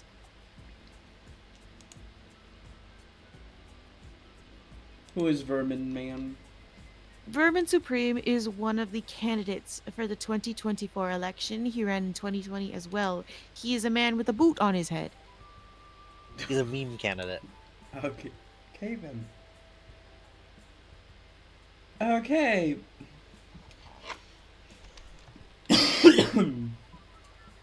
Free Pony Express Tour 24. Let me see. I'm trying to see if there's like a... I'm trying to see if there's like a thing. Ponies are free, but campaigns are not. You want a free pony? So I'll donate to Vermin Supreme 2024. I think he's supposed to be a... What's the word? A performance artist? A comedian? That too. Okay, I found his Wikipedia page, so pardon me. Vermin Love Supreme, born 1960 or 1961, is an American performance artist, nailed it, an activist, who has run as a candidate in various local, state, and national elections in the United States. He has served as a member of the Libertarian Party's Judicial Committee, and Supreme is known for wearing a boot as a hat and carrying a comically large toothbrush. And it is said that if he elected President of the United States, he will pass a law requiring people to brush their teeth. He campaigned on a platform of zombie apocalypse awareness and time travel research, and promised a free pony for each American. So he has my fucking vote. Where the fuck are you gonna keep a pony? Don't worry about it. Are you gonna be able to afford to feed a pony? In I'll this figure it economy? out. I have grass. Touch grass. Yeah. In 2011, he participated in the Occupy Boston protests. He is the subject of the 2014 documentary Who is Vermin Supreme? An Outsider Odyssey, which follows his 2012 campaign and explores his life as an activist and political prankster. He campaigned for the Libertarian Party's 2020 presidential nomination, and at the 2020 Libertarian National Convention, he came in third place, receiving 206 delegate votes.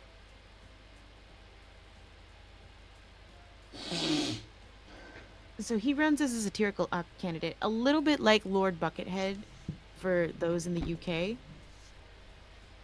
Basically to poke fun at politics, which I cannot blame him for.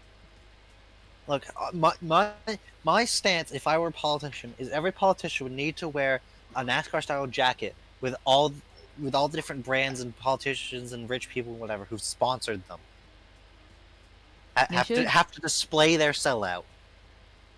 It appears Vermin Supreme has run as a presidential candidate since 1992. He has been around as an activist ever since the nuclear war era in 1986.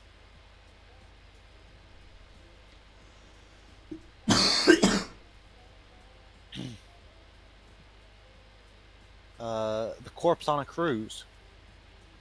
Corpse on a Cruise. Ooh, that one's gonna be fun. So, Corpse on a Cruise. Let me pull up that article. Salud. That's you. Salud. Holy shit. They can be louder. Oh, it could be louder, I think. I believe. Oh, trust me, they can. No need to be. You got allergies, dude? Nope. I don't think it's allergies. Are you getting a cold? I think I got something in me. Vitamina C. The thing is, I don't got that dog in me though. You are literally a dog right now.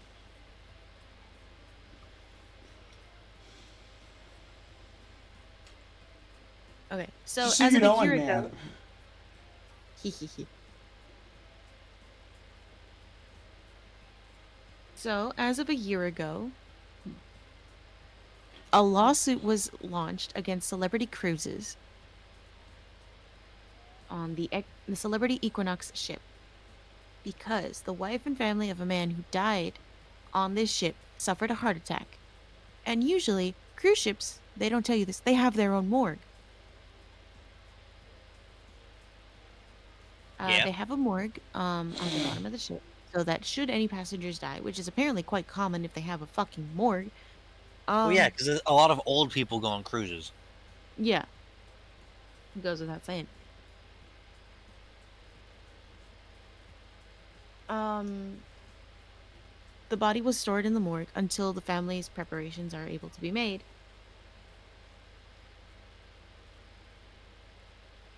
Um, is it this one? Yes, it is this one. So usually they keep him in the morgue, and the morgue is kept at near freezing so that the body does not decompose while they're on sea. When they return to their home port, the family can then pick up the body and then make the preparations as needed, or they can do it at whatever stop they want to. Right? However, this is not what happened on the Celebrity Cruise. On the Celebrity Cruise, I guess something happened with their morgues freezing because by the when what was his name? Robert Jones passed away at the age of 79 due to this heart attack. Marilyn was told that they would keep his body safe until they reach it back to Florida. His wife, Marilyn Jones, who was 78 at the time, said, "We'll wait till we get to Florida so that way we don't have to bother flying his corpse and risk losing it in a flight. At least I'm here on the ship with him." However, by the time they picked Robert up, his body was badly decomposed. And they did not pick up his body from the morgue. They picked up his body from the drink freezer. They What? had to remove a shit ton of sodas and juices and drinks from their freezer. They didn't even bother raising the temperature or Bruh. lowering the temperature, the necessary cooling temperature for a body. So he was in a plastic bag, badly decomposed, so he could not have the open viewing that the family wanted to have. Their loved one. And so now there is a lawsuit against them for badly storing this body.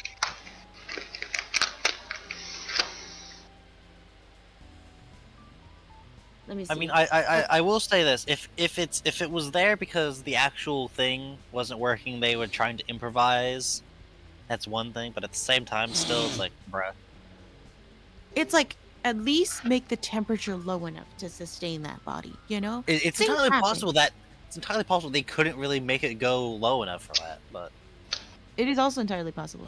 But at the same time, you're stopping between where are your stops? The East Caribbean for 8 days in San Juan, Puerto Rico, and the Caribbean. It's an 8-day excursion. What is happening that the body is decomposed so quickly in an 8 days for 8 days in a freezer, you know? I mean, the other thing too, though, is if they ran into a problem with it, they should have at least let the people know, Yeah, they hey, just we kind got a of said, problem "Don't with worry, we'll this. fix it," and then they didn't. But he Which, to be died fair, is 2 how days on companies the do a cruise, lot of so things. he was in the freezer for less than a week.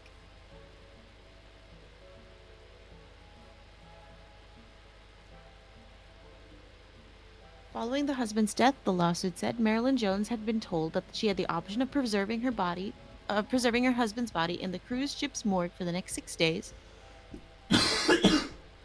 in Fort Lauderdale.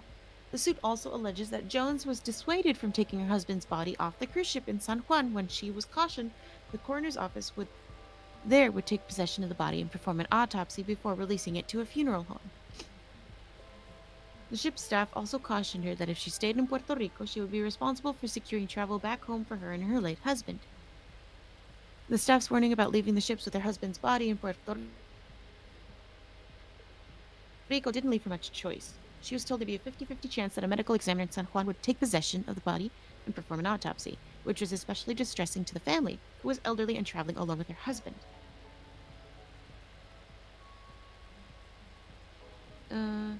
When the Equinox docked in Florida, almost a week since the passing, a worker with the funeral home and a deputy with the sheriff's office arrived to handle the body. But he was not in the morgue, he was in a cooler on a different floor that was not cold enough to preserve the body. So it was in a state of severe decomposition. The cooler where the body was, there was no bed, there was no medical table. It was just in a bag on the floor. Bruh.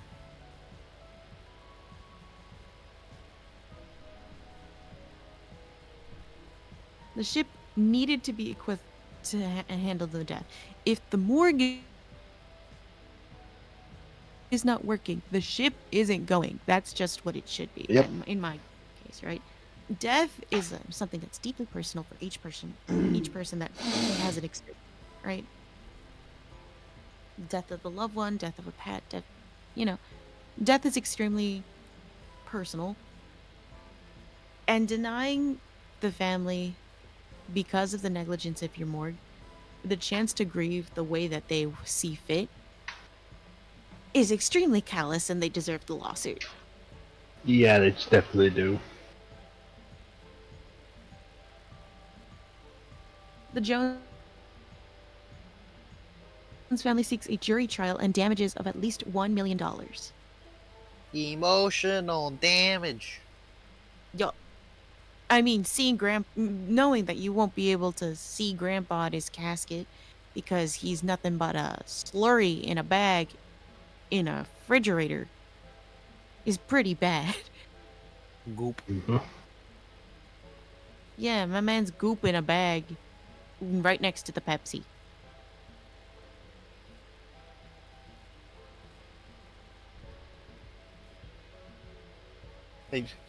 Is Pepsi okay? No! It's not the time for is Pepsi okay? It's bad. Yeah. That is some serious cringe behavior. Mm-hmm. Indeed.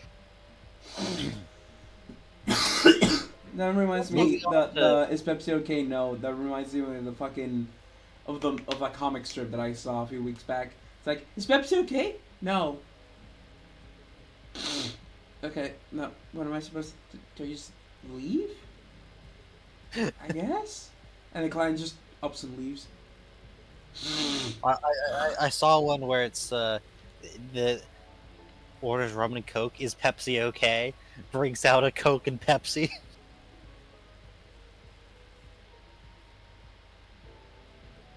Moving on.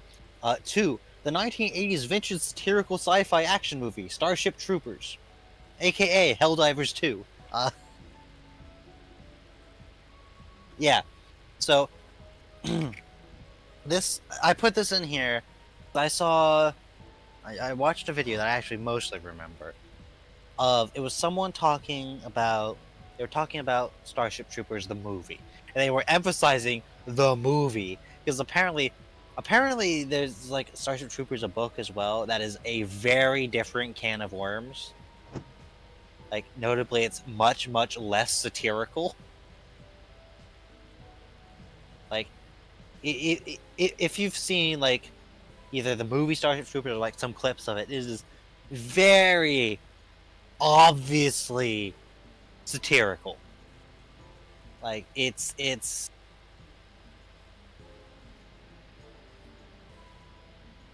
over the top levels of nonsense. Like one of the characters to make sure you understand that he's not a good guy is like literally wearing a Nazi uniform.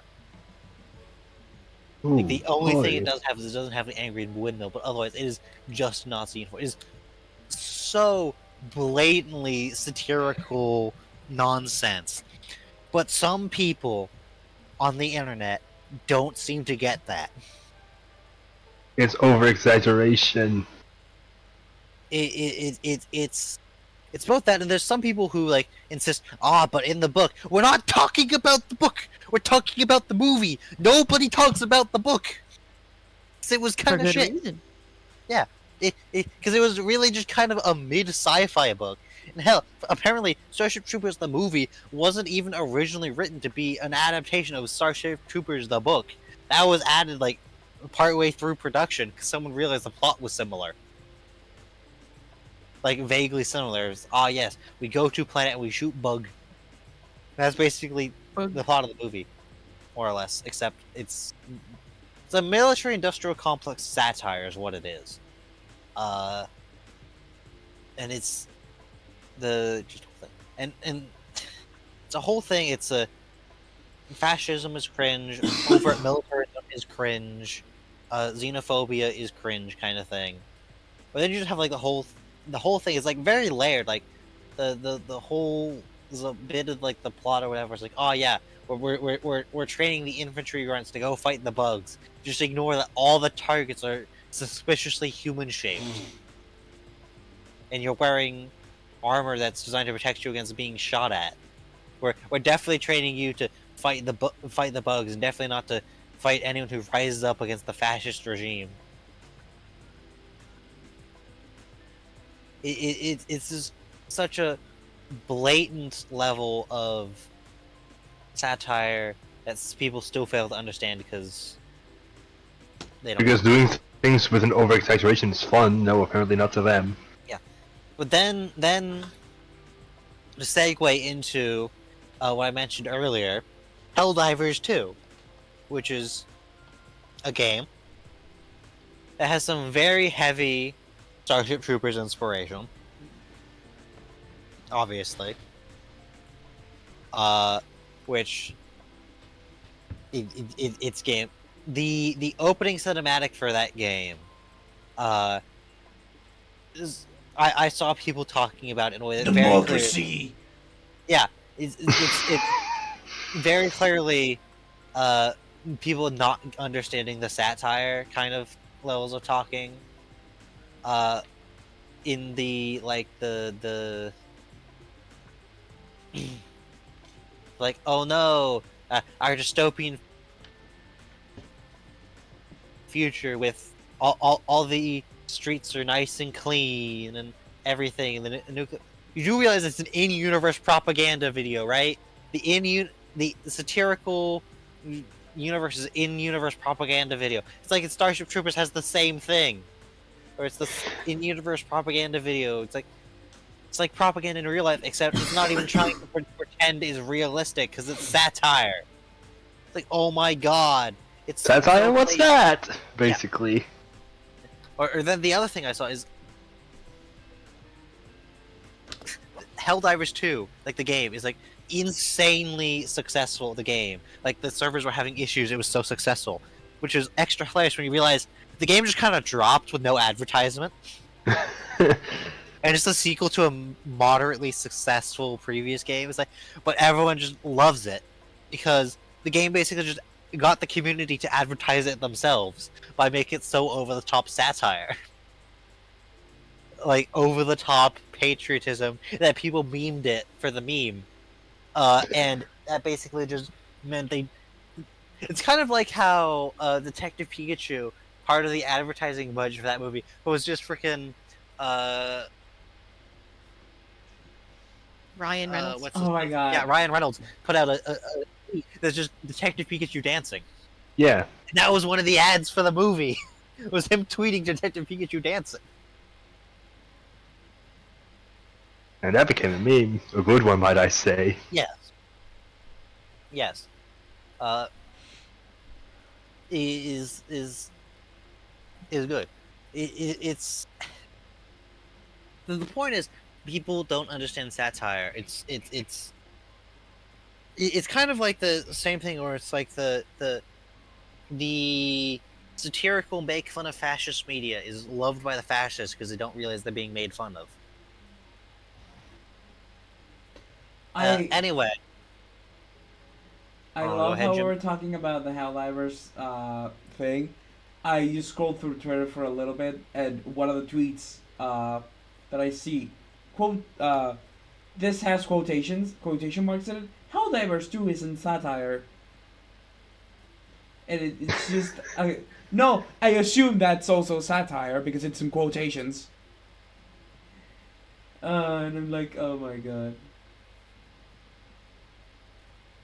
It's I actually saw someone talking about Helldivers 2 and like how another like thing that's like a key part of the gameplay is like, yeah, it's a first person shooter, but in reality you're just like over glorified spotters for the orbital artillery in the air support. Because apparently that's like one of the things is they do very well is make like calling in airstrikes and stuff like engaging. Because really that's what most of the game is just calling in like other assets to bomb shit for you. Because it turns out if you have the ability to call in like 300mm cannons, that's a bit more destructive than your assault rifle. Hmm. Anyway, segueing on from satirical things saying fascism is cringe to actual fascism, Project 2025. Oh boy. I saw this and I just had to ask the Americans to see if this was an actual thing. Yes. So, let me pull up Project 2025. All right. I will, in an incognito window, go to their website. So they've got one. Let's see. Policy. For their policy. They've got an actual hard copy book for this, by the way. Yeah.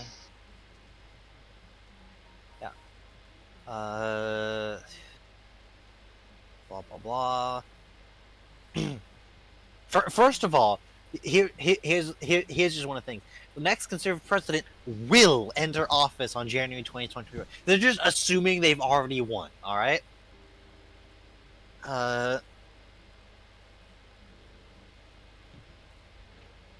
It's basically their mandate for readership. Their mandate basically for the next president is like, yeah, it's a fucking 920-page document. Excuse me, 920? Yes. Why? Because Their voter base are old people with a lot of time on their hands. I still just 920 pages. How can you just think of so much? There are 5 pages in the table of contents. Oh, they must have had a huge writing font because there's no way they're gonna read all of those pages. Like 12-point font. 12 points. It's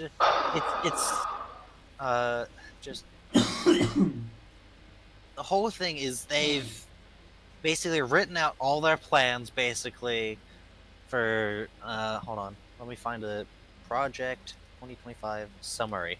All right. Wikipedia. Project 2025 is a collection of policy proposals created by a conservative activist organization, the Heritage Society, to reshape the executive branch of the United States federal government in the event of a Republican victory in the 2024 presidential election. Blah, blah, blah. Here's how we know we're off to a great start. Within the first paragraph of the Wikipedia page, we have a reference to the deep state, which is its own Wikipedia page. What is that? The deep state is like conspiracy theory. Oh. Yeah, it's the Illuminati part. Blah blah blah. Background. Overview. Abortion. Blah blah blah. The manifesto. That the Food and Drug Administration is ethically and legally obligated to revisit and withdraw its initial approval of the abortion pills. Okay. The CDC updates public messaging about unsurpassed effectiveness of modern fertility awareness-based methods of contraception, which is basically just the no sex before marriage is birth control. U.S. Department of Health should revisit that every state report exactly how many abortions take place. Huh? At what gestation age of the child and for what reason? Among the state Department of Justice section calls for enforcement of federal law against using the U.S. mail for transportation of medicines that induce abortion. An 1870s law, okay. Census citizenship question seeks to revive a Trump administration effort to include a question of whether an individual counted in the U.S. Census is an American citizen. Want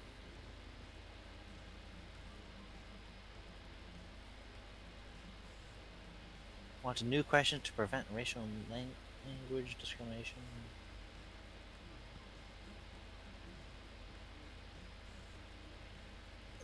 14th Amendment. Christian nationalism is a header on the Wikipedia page. Government in blah blah. Recognize America as a Christian nation, but makes a quote commitment to institutional separation between church and state, but not separation of Christianity from its influence on the government and society. Cringe. Political reported that the writer has quote embraced the idea Christians are under assault, end quote. Quote, elevate Christian nationalism as a focal point. Cringe. Climate policy. To get their filthy hands off my uterus, you know? Yeah. Climate policy. Gutting the EPA. Environmental Protection Agency. Just gut it. Abolishing the National Oceanic and Atmospheric Administration.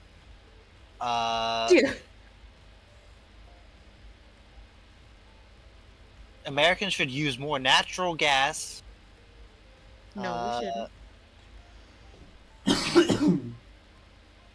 Repealing the Inflation Reduction Act, which includes clean energy stuff. Closing the loan programs office at the Department of Energy. Eliminating climate change from the U.S. National Security Council agenda. Supports Arctic drilling in declaring that the federal government has, quote, an obligation to develop vast oil and gas and coal resources.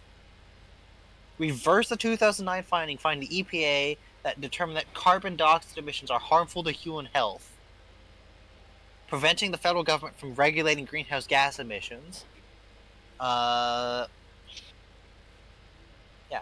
So basically, they're just a bunch of old people who refuse to move. The oil industry. Yeah, it's just the oil industry. Advocate for free banking. It's critical of the Federal Reserve. Wants to bring back the gold standard. Recommends eliminating full employment from the Federal Reserve's mandate, instead focusing only on the inflation target. Reducing individual income taxes, which means rich people income taxes.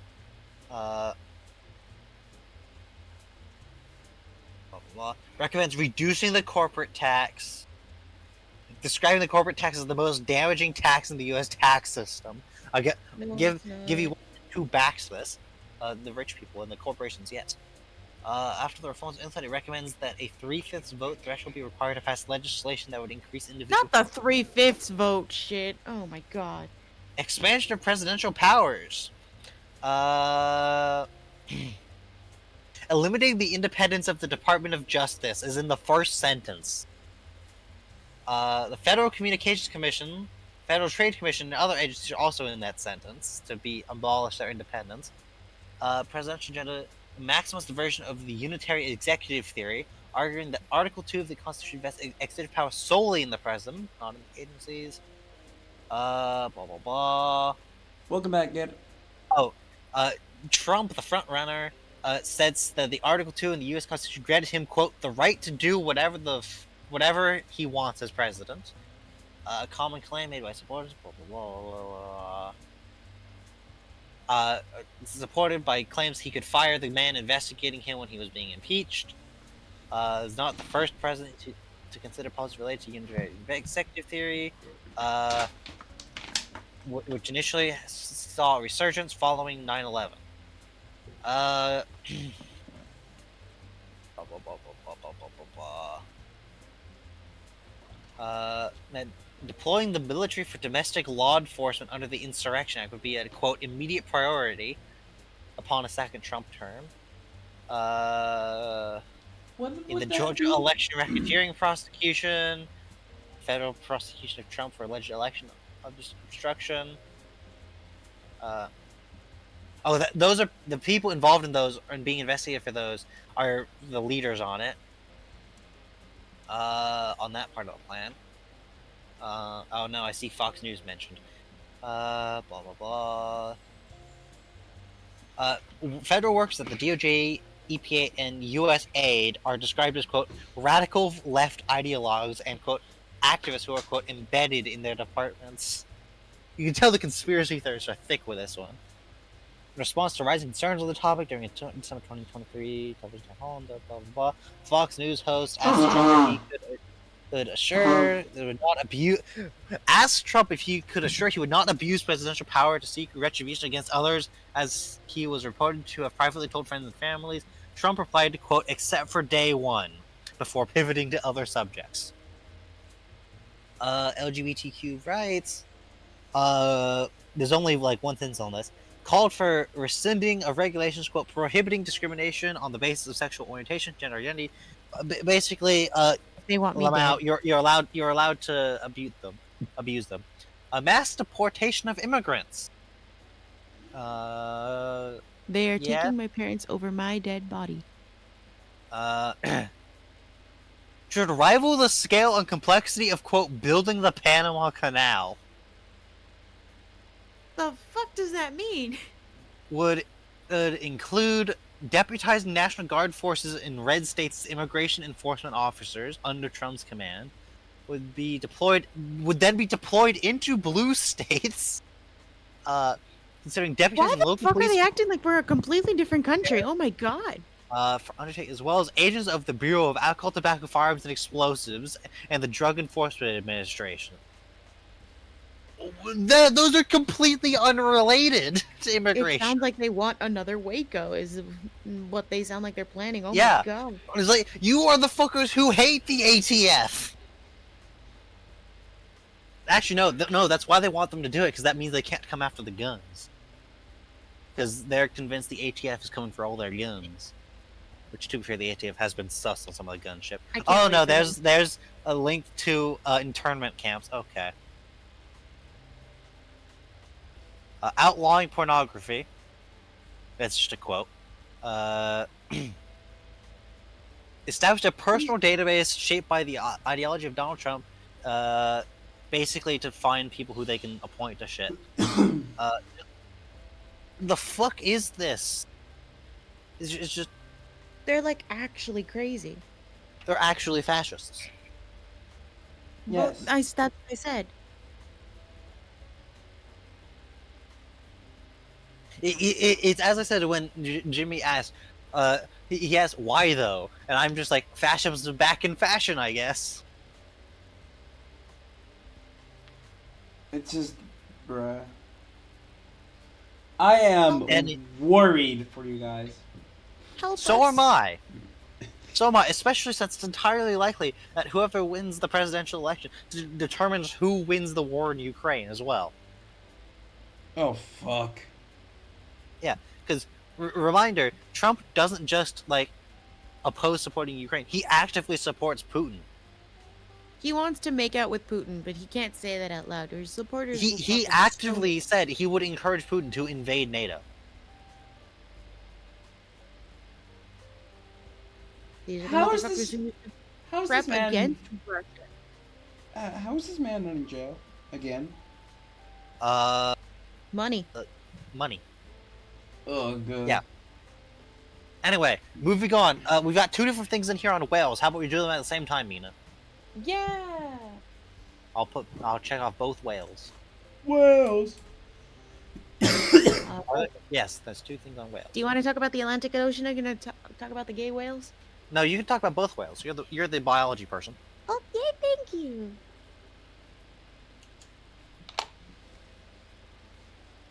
Let me see. But yeah, basically, what's gonna happen with America is it's gonna devolve into We're certain- coming to you. what? We're coming to you. No. No, we're not coming to them because remember, Mina, these people are the rampant isolationists. Oh, that's right. You guys are welcome in Guatemala with us. And no, America's probably staged another coup because they think that the government of Guatemala is slightly too left-leaning. No, kid, not whales the country, whales the animal. You know, big ass Whales, the mammals. animal. Yeah, the big boys. Yeah. So gray whales are regularly found in the North Pacific, right? So we get gray whales every April, October to April, when they do their whole migration. For those who don't know, whales migrate between north and south of the ocean, in between feeding time and breeding time. Oh, to be a whale. know. Oh, to be a whale. So, researchers in the New England Aquarium were conducting regular surveys of waters south of Massachusetts last week when something caught their eye. They spotted a whale without a dorsal fin, which led the researchers to think that it might be a North Atlantic right whale, which is critically endangered, that the aquarium has been closely monitoring. But this whale's skin was blotchy. And if it were a right whale, that would not be good.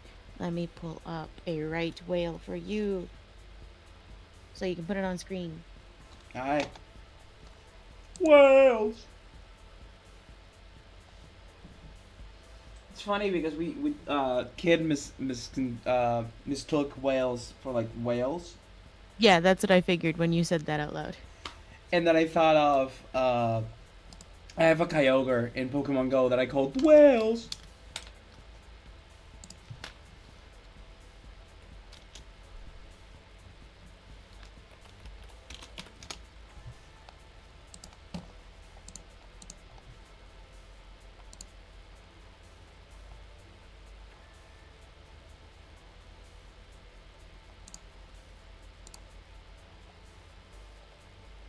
And then they found this whale in Massachusetts, which is a gray whale.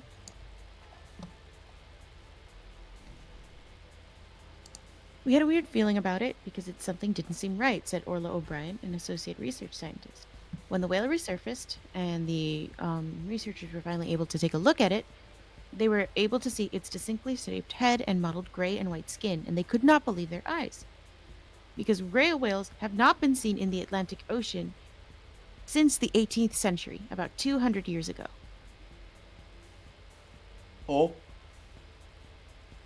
Because we hunted them to extinction in the Atlantic, didn't we? I believe so.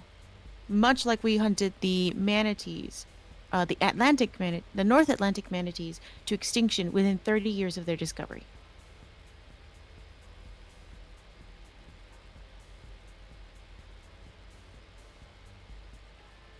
Gray whales were regularly found in the North Pacific, but sightings in the Atlantic, from which the whales had vanished by the 18th century, are extremely rare.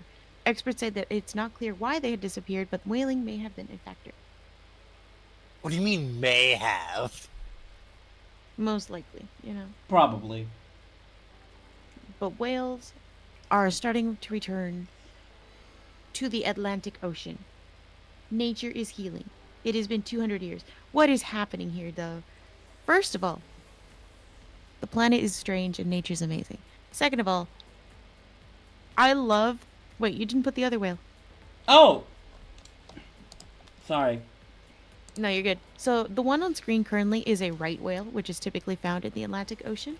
As you can see, they're very large, very dark skin, and they have occasional splotches. They have eye spots over their eye, much like orcas.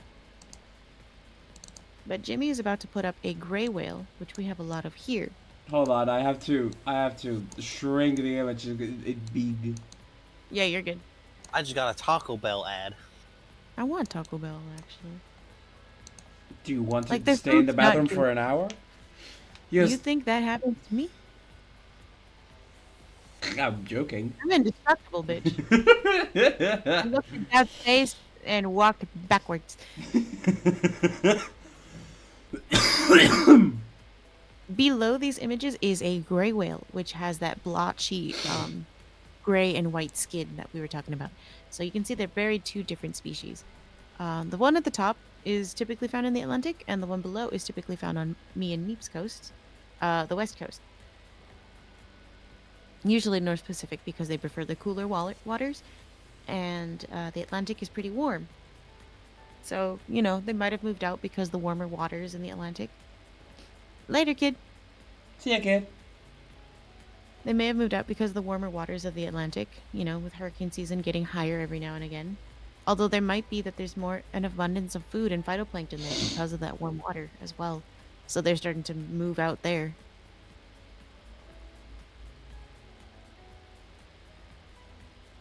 It's just very exciting that they're moving again. God, I love the ocean. I just hate, voids, so I couldn't step foot in the ocean.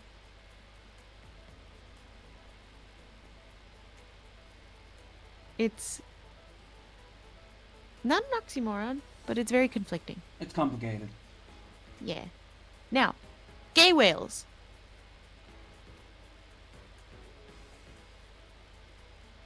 One of your favorite topics.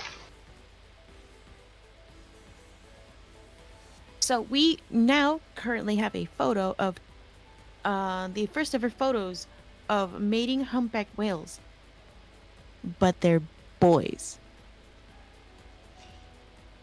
While humpback mating has long been a mystery, other marine mammals, including dolphins and seals, are known to engage in male-male sexual behavior. Huge, charismatic creatures such as the humpback whale may seem well studied, but scientists are revealing new and fascinating behaviors about them all the time. A few months ago, we had the first ever footage of a humpback whale giving birth. And now we've had another breakthrough. The first ever observation of sexual behavior between humpbacks. However, a study in February 27th revealed that they are gay as fuck. The discovery is the result of two citizen scientist photographers, Lyle Kranichfeld and Brandy Romano, being in the right place at the right time off of the coast of Maui. Fuck you, homophobic people. We're not the only species that can be gay. Oh, no, they are definitely not the only species that can be gay. And No, we have more. We. I said we. As in... Yeah, we are not the only species to be gay. We have a long list of homosexual behavior in many different animals. In fact, one of the first, we also have footage of two male octopus getting it on. Oh my.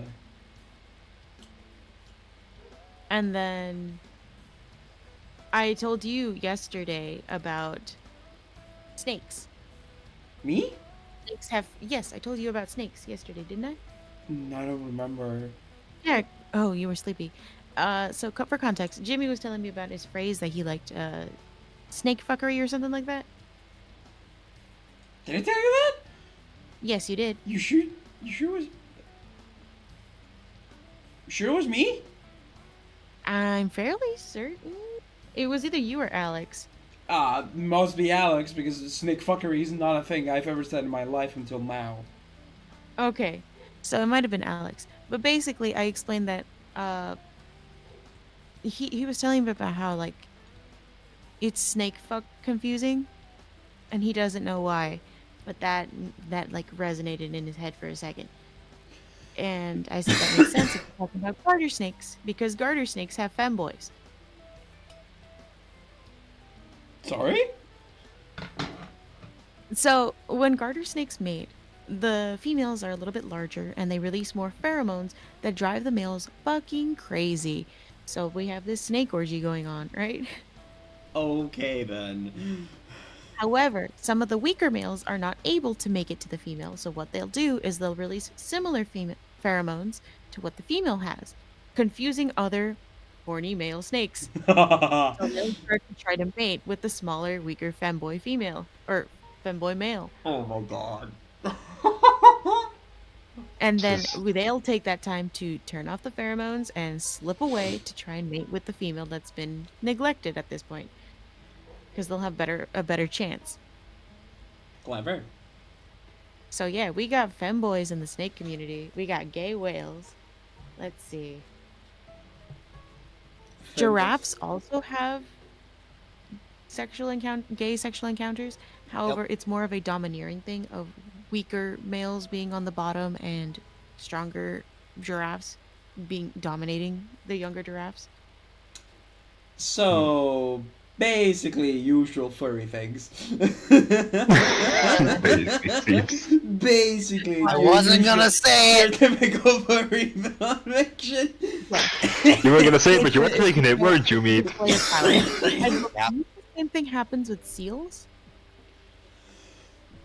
And there has also been a penguin pair in captivity in the Central Park Zoo, a gay penguin couple that has been raising chicks successfully for the past something years. Hi, Yeah. Unis. And there was a book about that, and it got banned. It got They banned in got Florida banned. somehow. They got banned in Florida. It's Florida, Alabama. Their names are Roy and Silo. Wasn't Their there names were Roy and Silo. Silo? Silo. Wasn't there? We have a lot of mammals. So here are some examples of mammals that have notable gay encounters. We have had humans, giraffes, whales, orcas, koalas, dolphins, chimpanzees, dogs, caribou, bears, bonobos, bisons, baboons, horses, goats, elephants, cats, pandas, lions. As for birds, we start with owls, chickens, cassowaries, swans, emus, seagulls, penguins, ostriches, ravens. We even have it in fish.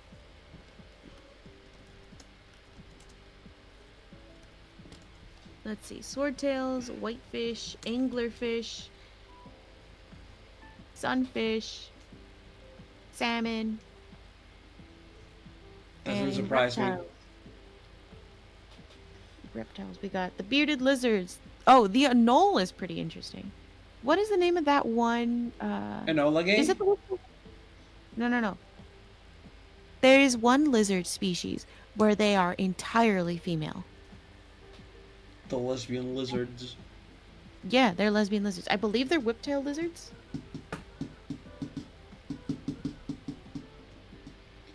Eh. They're all female. So whiptail lizards are completely female. There has not been a male whiptail lizard in forever. Hello. We're talking about gay animals at the moment. So all female whiptail lizards basically reproduce asexually. They already have fertilized eggs inside them when they are born. However, they need the stimulation in order to lay those eggs. So female whiptail lizards will get together, copulate, and lay their eggs in asexual reproduction. They're basically the only animal species to do this. They get In, like- horny together and they just poop the eggs out. Okay, thank you, have a nice day. They still have cloacas, right? They still have the eggs. They're all female. Yeah, it's like they're there. That's why I said they get horny together. Not have sex. No, they do. Oh.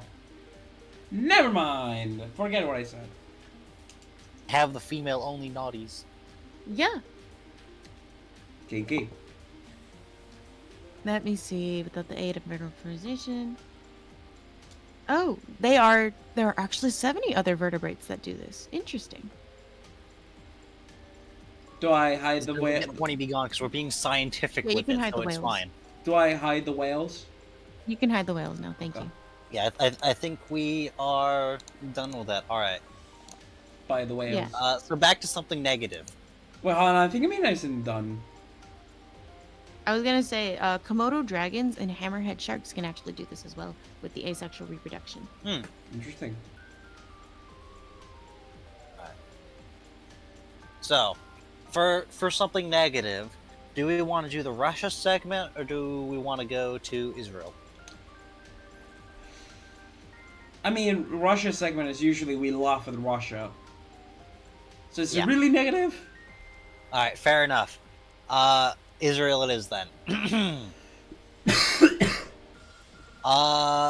The specific thing I have in here for this is what has been dubbed by some the Flour Massacre. Flour spelled Flour. Yeah. Oh, is this the aid? Yes, this is a bunch of Gazan civilians got killed while trying to get food aid off of aid trucks, and it's a huge mess. And War crimes. yes, it's in the way you can kind of tell that Israel's probably definitely responsible for it is their official story changed like 4 times in the first day. And I'm not just be like they changed like some. No, they went from they were uninvolved to uh, it was something unrelated to like it was a warning shot to there was like one Hamas person we shot at or something. Because the thing is, at first they denied responsibility, then people started turning up with gunshot wounds. So yeah, uh, last I saw it was like 113 people died. Jesus Christ. From a mix of gunshot wounds and being trampled and being run over by vehicles.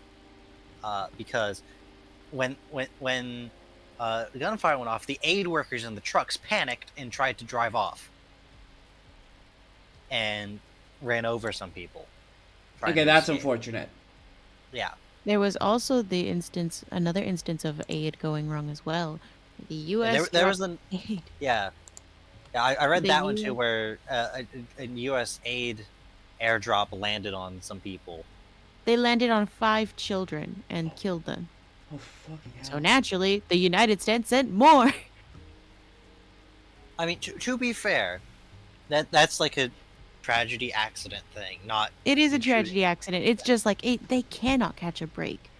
It's the thing is, the fact is they should have been doing that, dropping more aid already. Because the fact is, part of the reason this is such an objectively horrible thing is, for context on like the state of the food situation in the Gaza Strip. Reportedly, many people in the Gaza Strip have been subsisting off livestock feed,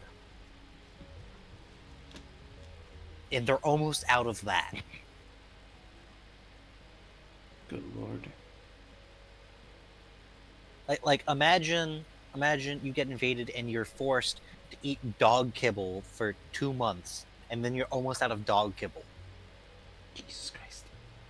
It has been like the fastest collapse in the level of food access basically on record anywhere in the world. How long has this conflict been? Because Since it's October. No, like the thing with Palestine and Israel has been Oh, going on for that years. That's what I was talking about. okay. That depends on how you count it, If because you want arguably to it's been count the going on. actual war, October. The current armed conflict, active incursion into Gaza, has been going on since October. Mm-hmm. The Israel-Palestine conflict has been going on since Israel was established as a sovereign nation. Because the Europeans cannot fucking draw borders.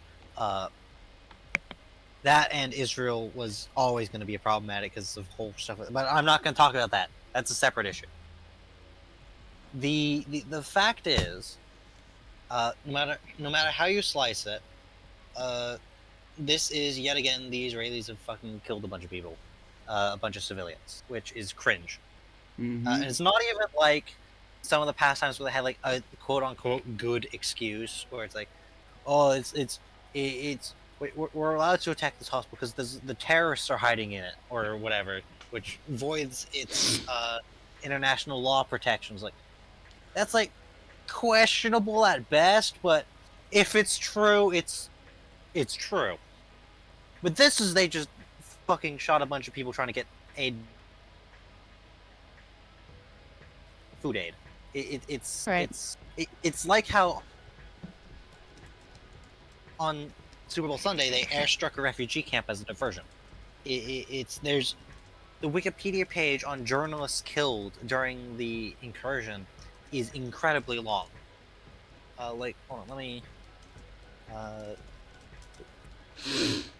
journalists killed in invasion of Gaza. Uh, yeah. Over 75% of all journalists killed last year died during the Gaza conflict. In what was, I remind you, like 2 months at that point.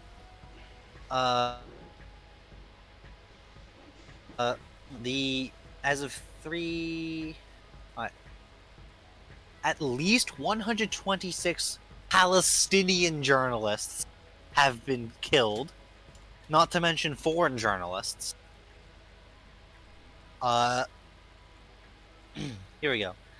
Wikipedia page: killing of journalists in the Israeli-Hamas war.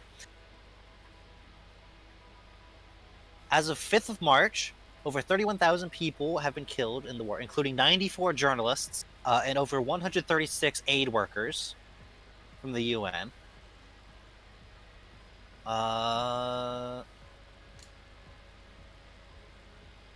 Since then, over the course of the invasion, 30,000 Palestinians, the majority of which were women and children, have been killed.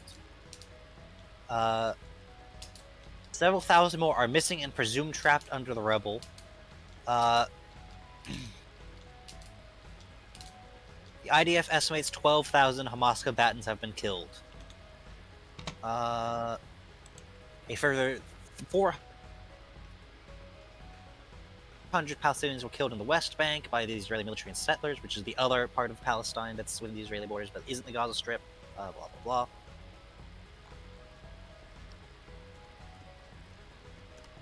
Killing of journalists' families is a subheading. Claims of the IDF targeting journalists. Reporters Without Borders claim that the Israeli army had deliberately targeted journalists. Targeted journalists in a missile strike on the 13th of October that killed a Reuters reporter and injured 4 others. A tower airstrike, killing of journalists by Palestinian forces. 4 Israeli journalists were killed on October 7th in the Hamas attack on Israel, on the attack proper, because of the terrorists doing that. The violence against journalists, blah blah blah. Just the whole thing. A fair number of them were apparently killed in like airstrikes on their homes. Like, bruh, cringe. The point is, I had a debate specifically back to the whole point of this for the Flower Massacre. I had a debate with this with some people in a Discord, which basically, to an extent, boiled down to if the Israelis could stop killing civilians, that'd be great. But if Hamas could stop hiding behind civilians, that'd also be great. If they were in fact hiding behind civilians. Yeah, if they were even there in this case, which there's no evidence they were, but in some cases there's evidence they were actually doing that. Yeah. Fucking, And they the couldn't thing is, even like, do even like if an they were Assassin's there, Creed mission they'd- for the ones that are hiding in there. That's the fun. That's the fuck part. You don't Yeah, need to bomb and- the entire hospital. Yeah, and the thing is also, even in this case, if there was like Hamas militants there and they got shot at, the induced panic of all the civilians fleeing and trampling each other would still make them like indirectly responsible for it. And then you have the obligatory person saying that if you say anything other than the IDF was doing things truly glorious, then you're an anti-Semite, because that's definitely how that works. What is the IDF again? The Like- Israeli Defense Force, the Okay. Israeli military, I it's saw like the JSDF. I saw And it's a like, meme. no, I'm not criticizing Judaism. I'm criticizing your fucking government. Even the Israelis don't like their government at this point. Like, I think it's like the Israeli president has like an approval rating of like 19%. Jesus. Yeah. Okay, so I've And the other part of this is, it's not just that there's mass starvation in the Gaza Strip, it's also that Israel is directly causing this mass starvation in the Gaza Strip. That is objectively something they have said they are doing, because they're totally doing everything they power to block aid into the Strip, basically. It's like my argument, basically, in my thing was that I'm not denying that Israel had to respond to the attack, since that was, after all, brutal, horrible, and terroristic in nature. What I am saying is that directly or indirectly causing the deaths of over 100 starving civilians, who your own actions have led to their current starving, is pretty damn cringe. I agree. Yeah. So, I'm Yeah. not super following on, the entire. Mostly, I just don't really like looking at these sort of things because it usually just kind of depresses me. For- I'm not in the mood to be looking Yeah. at this. I need This is to. the truly I need. depressing one. I need to reestablish right here, right now. It is okay if mentally you are not in a place to support whatever it is you support. It is okay to step away and just say, I currently can't do it.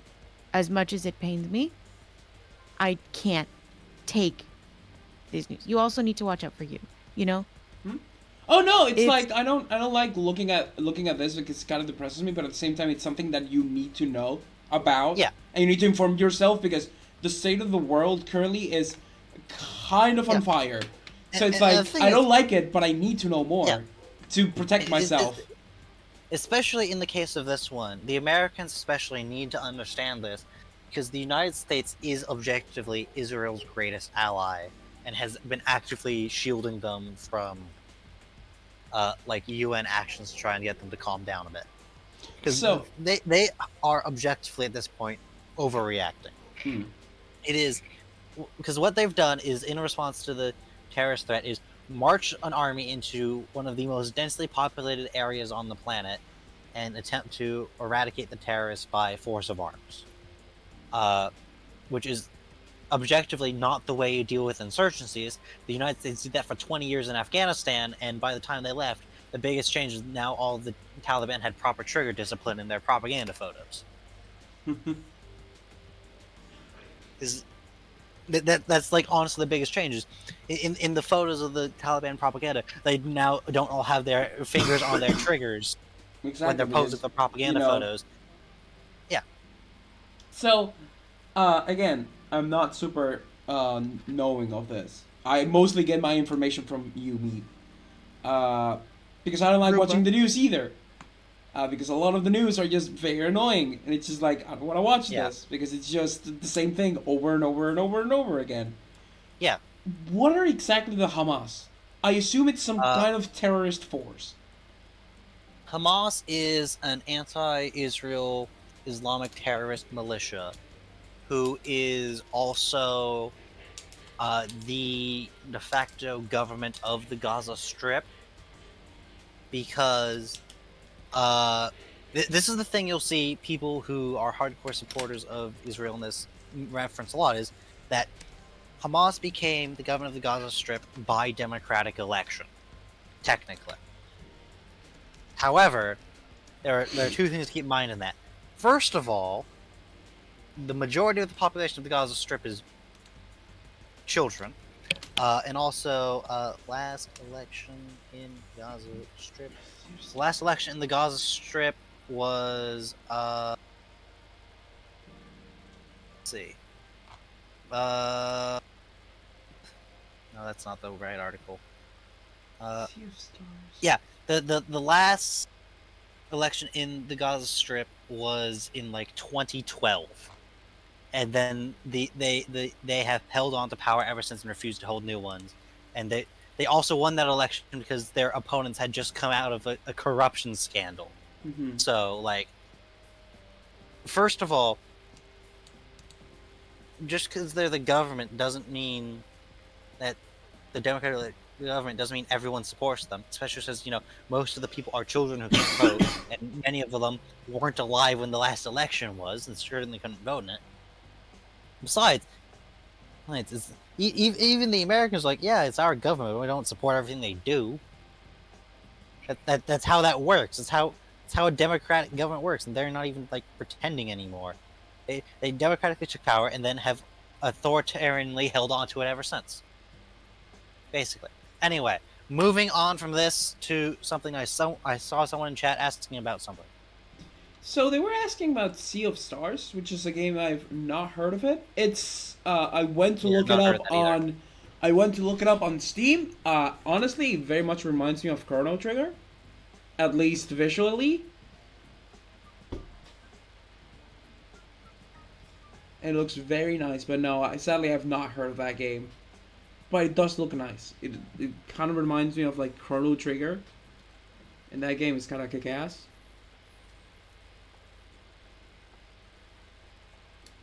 Eepy. Eepy? What happened? Ooh, Eepy. Who's Eepy? I'm Eepy. Oh. I'm also very cold. Wake up! No. Alright.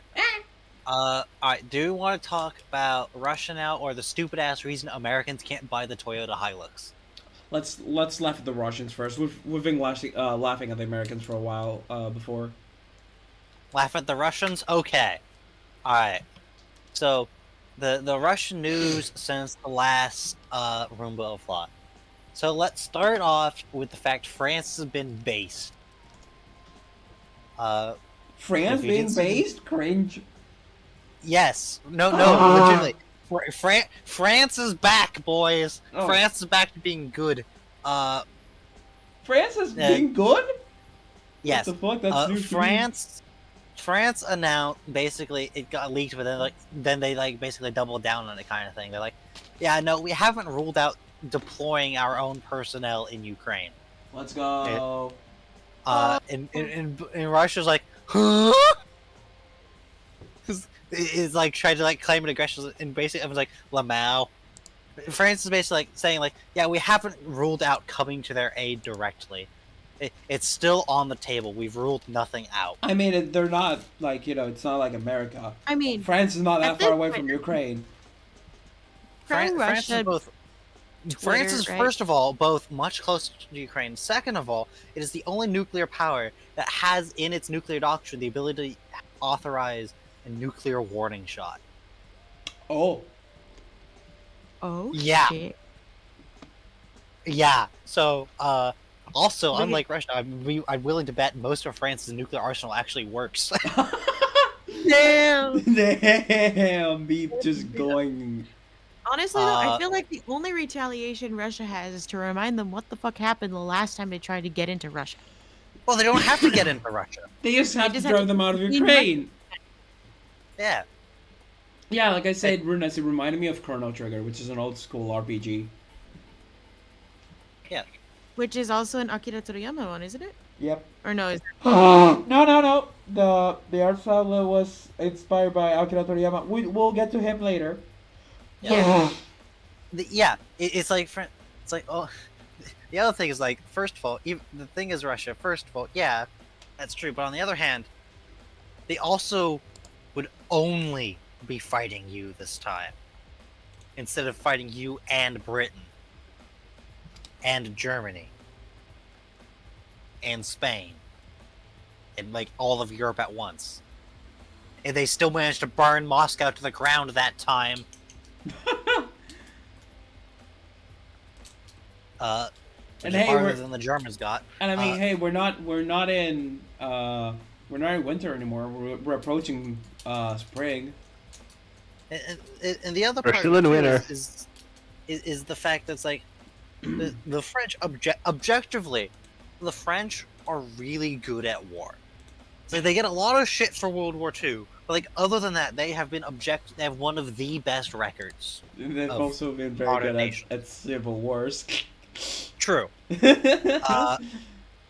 But moving on from France to the Russian Air Force. Oh boy, what happened now? Time to laugh, I Oh guess. boy. Several things. Let's see. At one point, they lost 14 jets over the course of 15 days, including another AWACS aircraft, totaling over $1 billion in price tag. I'm sorry for what I'm about to do. Dun dun dun dun dun. $1 billion. Yes, Dr. Evil there. Thank you, me for understanding the reference. Good one. Yes, I have I watched cannot- the original Austin Powers. I cannot listen to Austin Powers without thinking of Shrek the entire time. Huh? It's the same thing actor. is, Huh? here's another funny thing though. Apparently, following that 14 jets to 15 days, Russia went a couple days without losing any aircraft. Why? Reportedly, supposedly, according to rumor, Because Russian pilots refused to get in their planes. They refused to go. Because the Ukrainian air defense were actually doing serious work, and they got tired of just seeing their friends fucking die. Like, and realizing the chances of them being next were ever increasing. And the thing is, it's not just that they lost the $1 billion worth of aircraft. They lost all the aircraft, like, crews as well. Like, the vast majority of, like, the pilots and air crews and whatever in the planes went down with the aircraft. Because that's just a thing that happens. Especially since a lot of it was Patriot, and it's not exactly common knowledge, but it's not like secret or anything else either, that like a lot of American missiles target the cockpit because the Americans understand that aircraft is replaceable. The pilot who you spent 5 years training probably isn't. Yeah. Yeah. So Russian aviation has taken a lot of L's. Then Russia proceeded to lose an actually modern ship. They lost like a modern Corvette to Ukraine, which reminded Ukraine doesn't have a navy. I was going to say like an actual ship, like a naval ship. Lomao. Yeah, they've lost a modern warship to the Ukrainian sea drones again. How many ships at this point has Russia lost against a nation with no navy? I'm pretty sure they're up to over half the Black Sea Fleet now. Good heavens. Black Sea Fleet losses chart. List of ships losses during the Russian-Ukrainian War is a Wikipedia article, because of course it is. Alright, we've got the charts or whatever. Open image, new tab. Yes, let me see it. Okay, I slightly overestimated, but like, yeah, I found like a chart that's apparently on Reddit or whatever. I don't know how up to date this one is, but yeah, they've got a chart of all the ships in the Black Sea Fleet, just crossing out all the ones that have been gotten. I'm pretty sure this one's out of date because I think they've lost some more of the big ones, but still. What about also, the ones yes, that are like? What does it say at the bottom? The ones that are like half crossed out? I don't know. That's in Cyrillic. It's written in Cyrillic, so I don't you, know. you know. Thank you. I assume the ones that are half crossed out are ones that have been like badly damaged or crippled or whatever. So they're out of action, but they're not necessarily write-offs or whatever.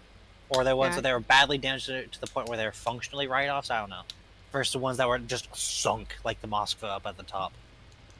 All the text in that one's written in Cyrillic, and I can't read Cyrillic. So like 10 to 12 boats? About. Hold on. Black Sea Fleet losses. I'm gonna check the Wikipedia page.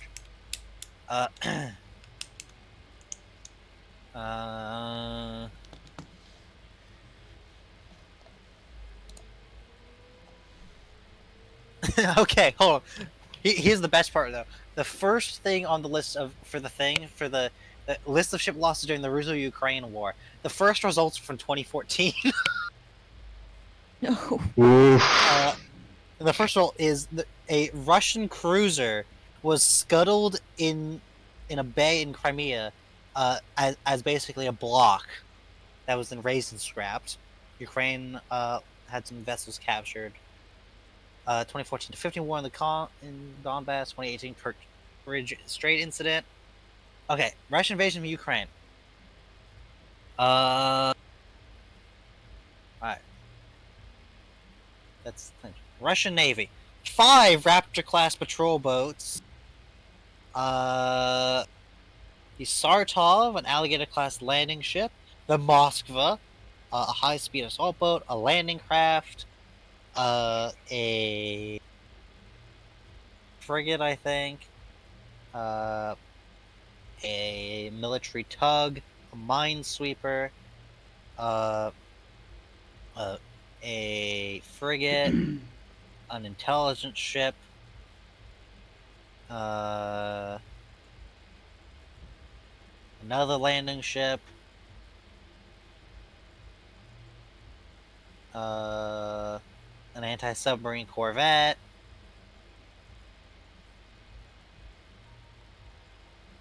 a patrol boat, a guided missile corvette, a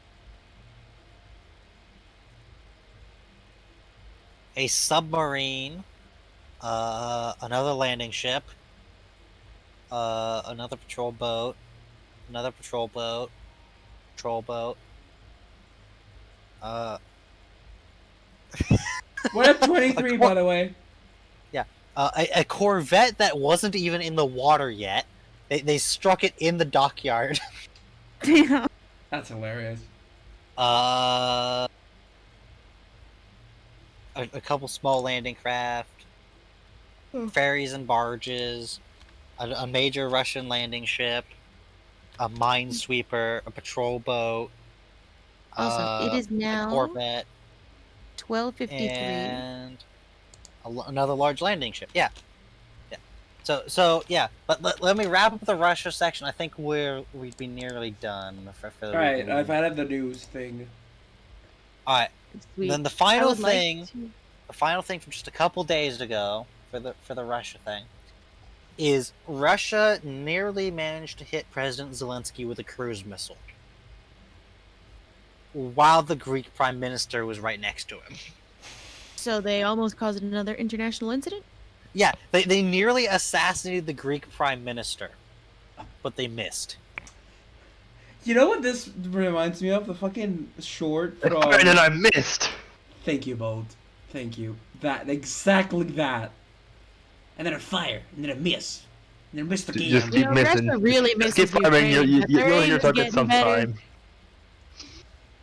Nah, keep them missing. Yeah, Ukraine's getting better. However, the problem is, I nearly forgot the very last thing from literally the other day. Is let's see, where is it? Russia added a chess master to its list of terrorists and extremists. Ah, yes, the old man who just sits down and play chess. Can't trust him. Yeah, it's because he's a Russian expat who thinks Putin is cringe. And then we have the anti-aircraft windmill incident. See, I don't have any context for this, so I just think of the Feel Good Inc. windmill from the Gorillaz music video that is eventually shot down by helicopters. No, so what this was is a Russian kamikaze drone got taken out because it got slapped by the blades of a wind turbine.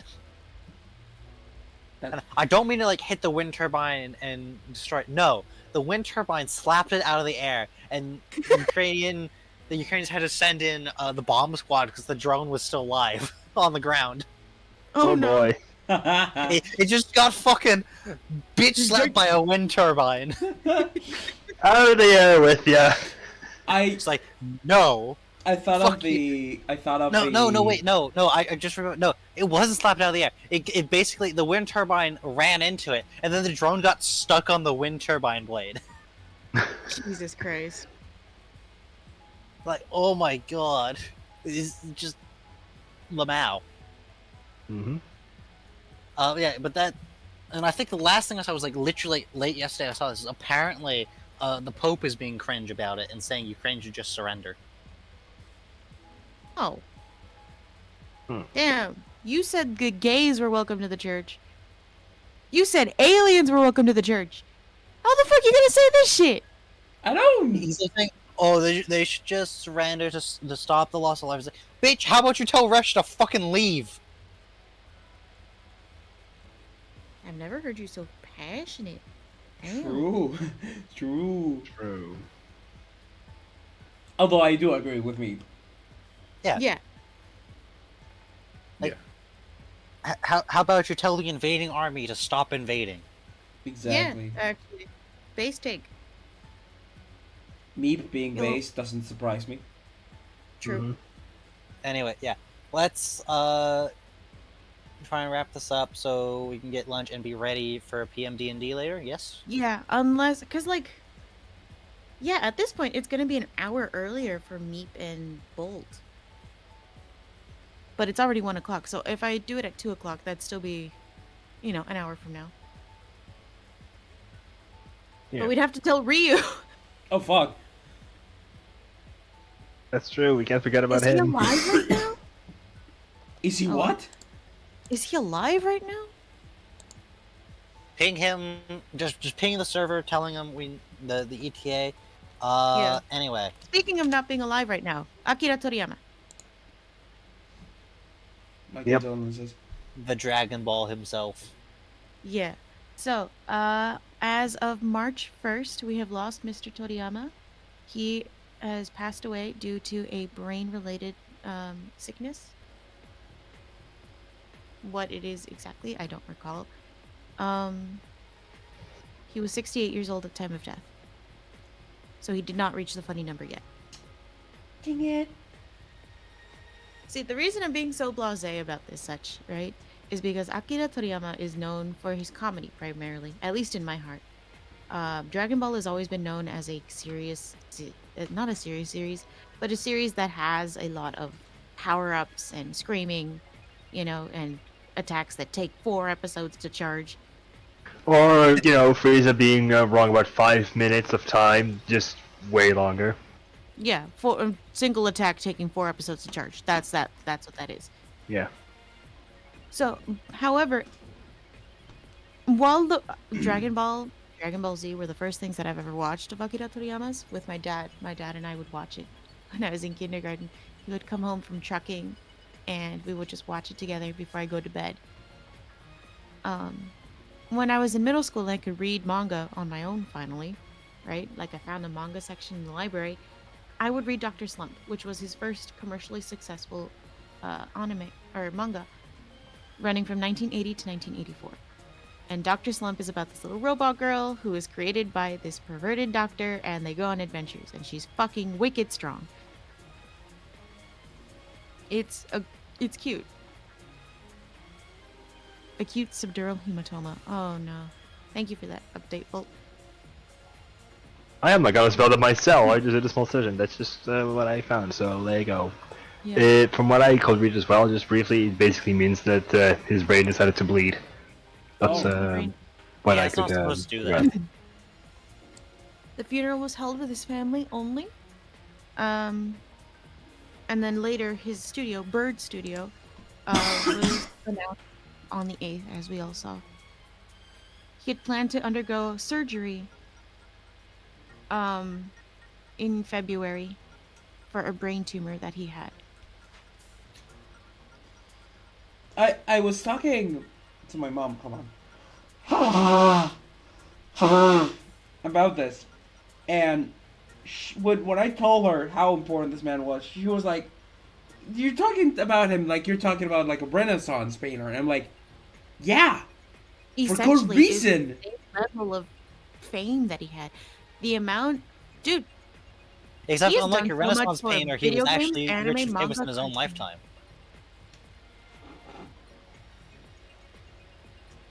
My mom herself, she didn't believe me until I told her that Mexico and all of Hispanic America almost caused an international incident with all of the Dragon Ball Z watch parties they would host.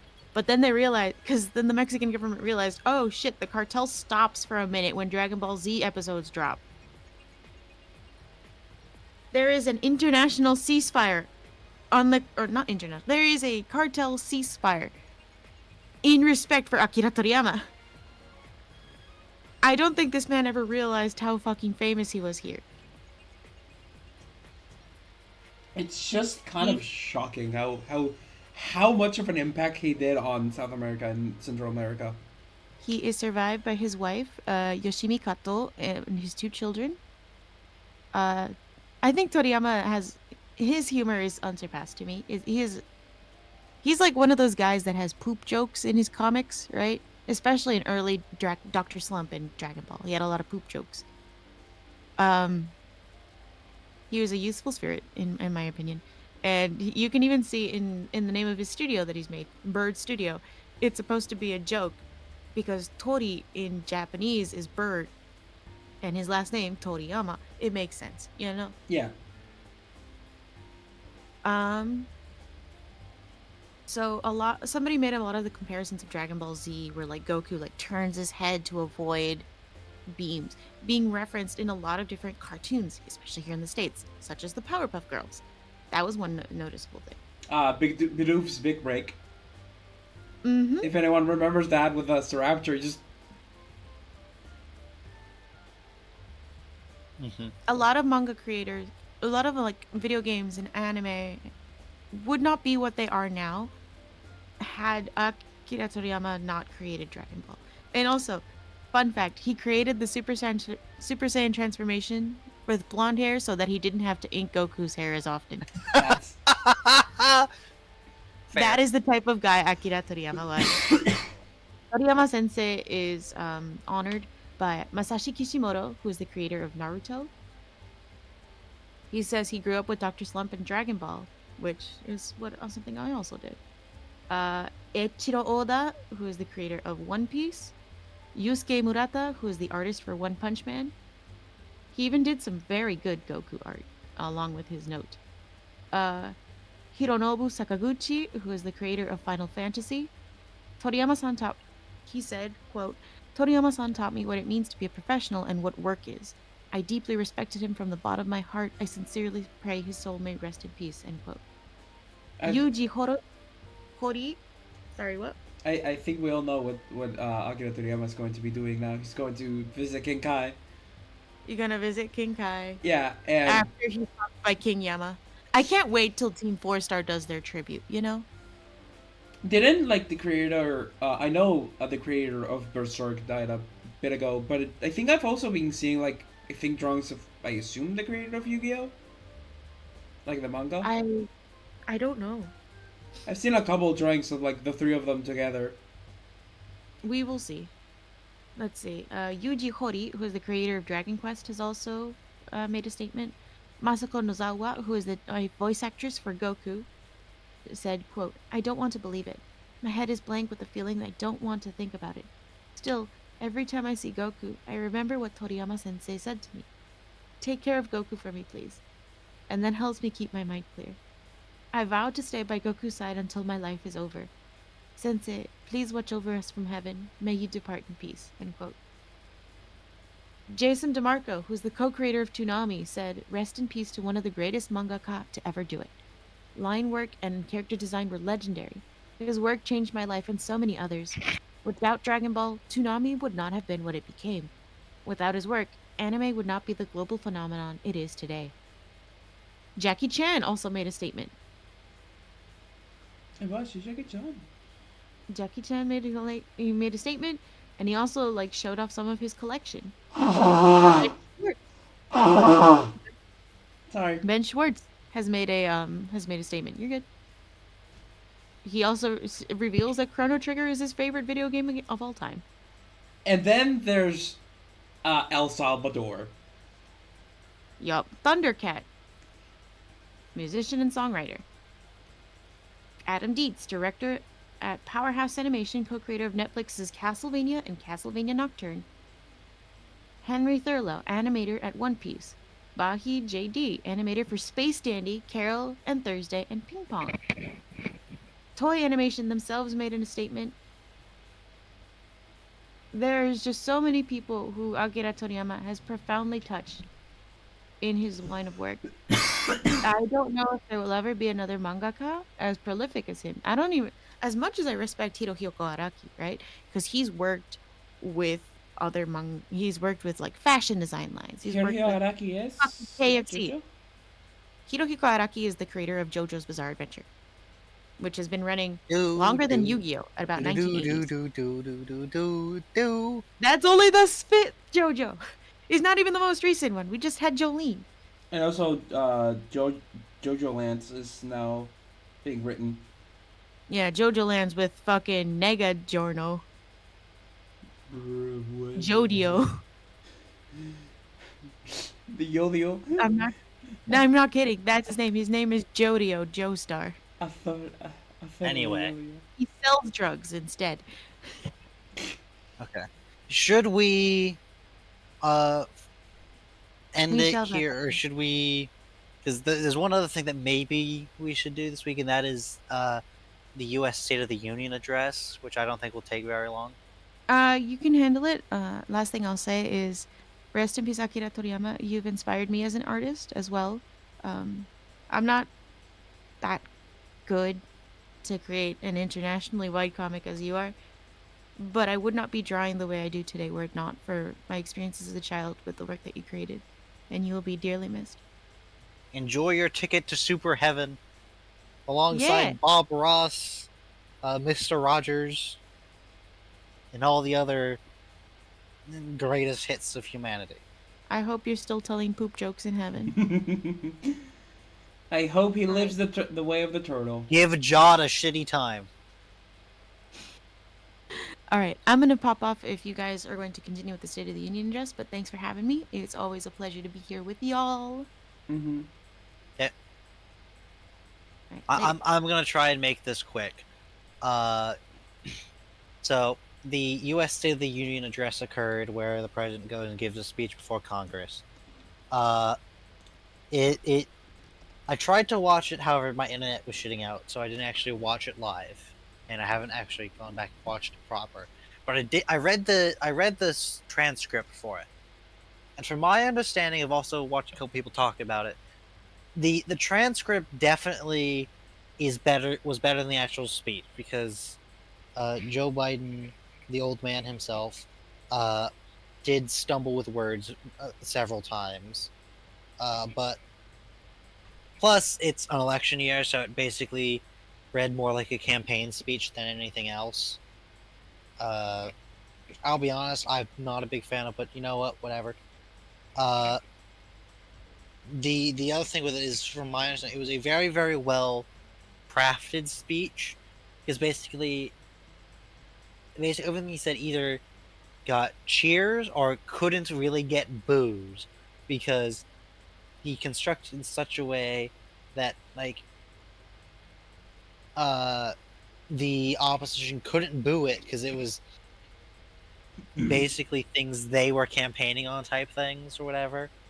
It was a political speech. From my understanding, it was a well written speech that was given by a man who has lost a lot of his speech giving skills. He's no longer the orator he once was, but Yeah, I just got back, Alright. but I see Mina is off to prepare. Sorry for Yeah. interrupting. That's okay. yeah, it's fine. It was a thing. It happened. From my understanding, it was a decent speech. I don't know. It's kind of somewhat inconsequential, but from my understanding, it was pretty good. I guess I don't know. I feel like I put it on there more because I felt like it was a thing that should be talked about, but I don't really have much to talk about on it, so Fair enough. I kind of wanted to get out of the way. I do know there was like a couple politicians put out like their response to the State of the Union address videos or whatever, and some of them were really bad. Like apparently one of them was basically shot like a horror movie. Like what? Huh? Yeah, it's basically the speech itself was kind of whatever. It was okay. It was good, I guess. But a lot of the responses to it were just really bad. I think the best part of it too was the Speaker of the House, Mr. Asshole himself. Basically, the entire time, he has to sit basically behind Joe Biden doing it. And it just basically has the most just unhappy expression of just the entire time. It was great. Anyway, let's see if we can raid. Is there anyone you guys would like me to go raid? Chat, this question also goes for you because I have no idea who I want to raid. This was a little bit of a longer Roomba because we had 2 weeks worth of information. I was just not And we feeling. still got more. We didn't quite was get through, still- so next week's also gonna be a long one. Yep. I hope, like for chatters that this podcast is interesting to listen to. Yeah, Like, one of them. I'm just keeping on the chat for some time, so Yeah, same. I'm one of them.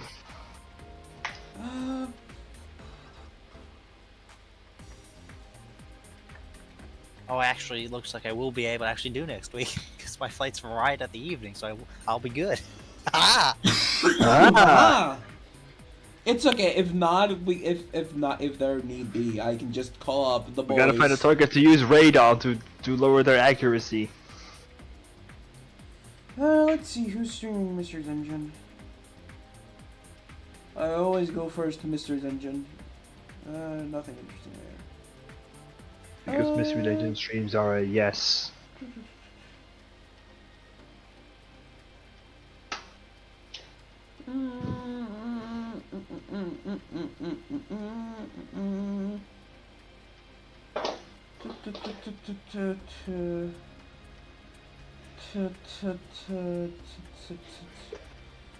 You know what? We're gonna. I don't think I've ever heard this. I've never played this game, but I think it's pretty. I've heard it's very funny. We're gonna raid Clav Shander. He's currently playing Super Animal Royale. It just sounds like a funny video game name to me. Alright, So, let's go. since tomorrow I have work in the morning time, that means that I'm going to be able to do streams on the afternoons. So expect regular schedule of streams at 6 p.m. From, for this week. Except maybe Friday and Saturday. They're still not sure if I'll be doing morning or afternoon then, but it should usually be after from like 9 a.m. to 3 p.m. So yeah, we're gonna end the stream here. Thank you so much everyone for watching. Thank you everyone for the vibes, for just hanging out. Thank you Heapy for the follow. I couldn't, I forgot to thank him, Closer but to the I'll goal. do it now. We're at 2:04 now. But I'll see you all tomorrow. Bye bye. I was hoping you two to say goodbye as well. Oh, sorry. I was adding something to my calendar. Right, I'll just say bye-bye as well. Alright, bye bye. So long, and thanks for all the fish. Bye-bye. Raid has been sent, and Let's go!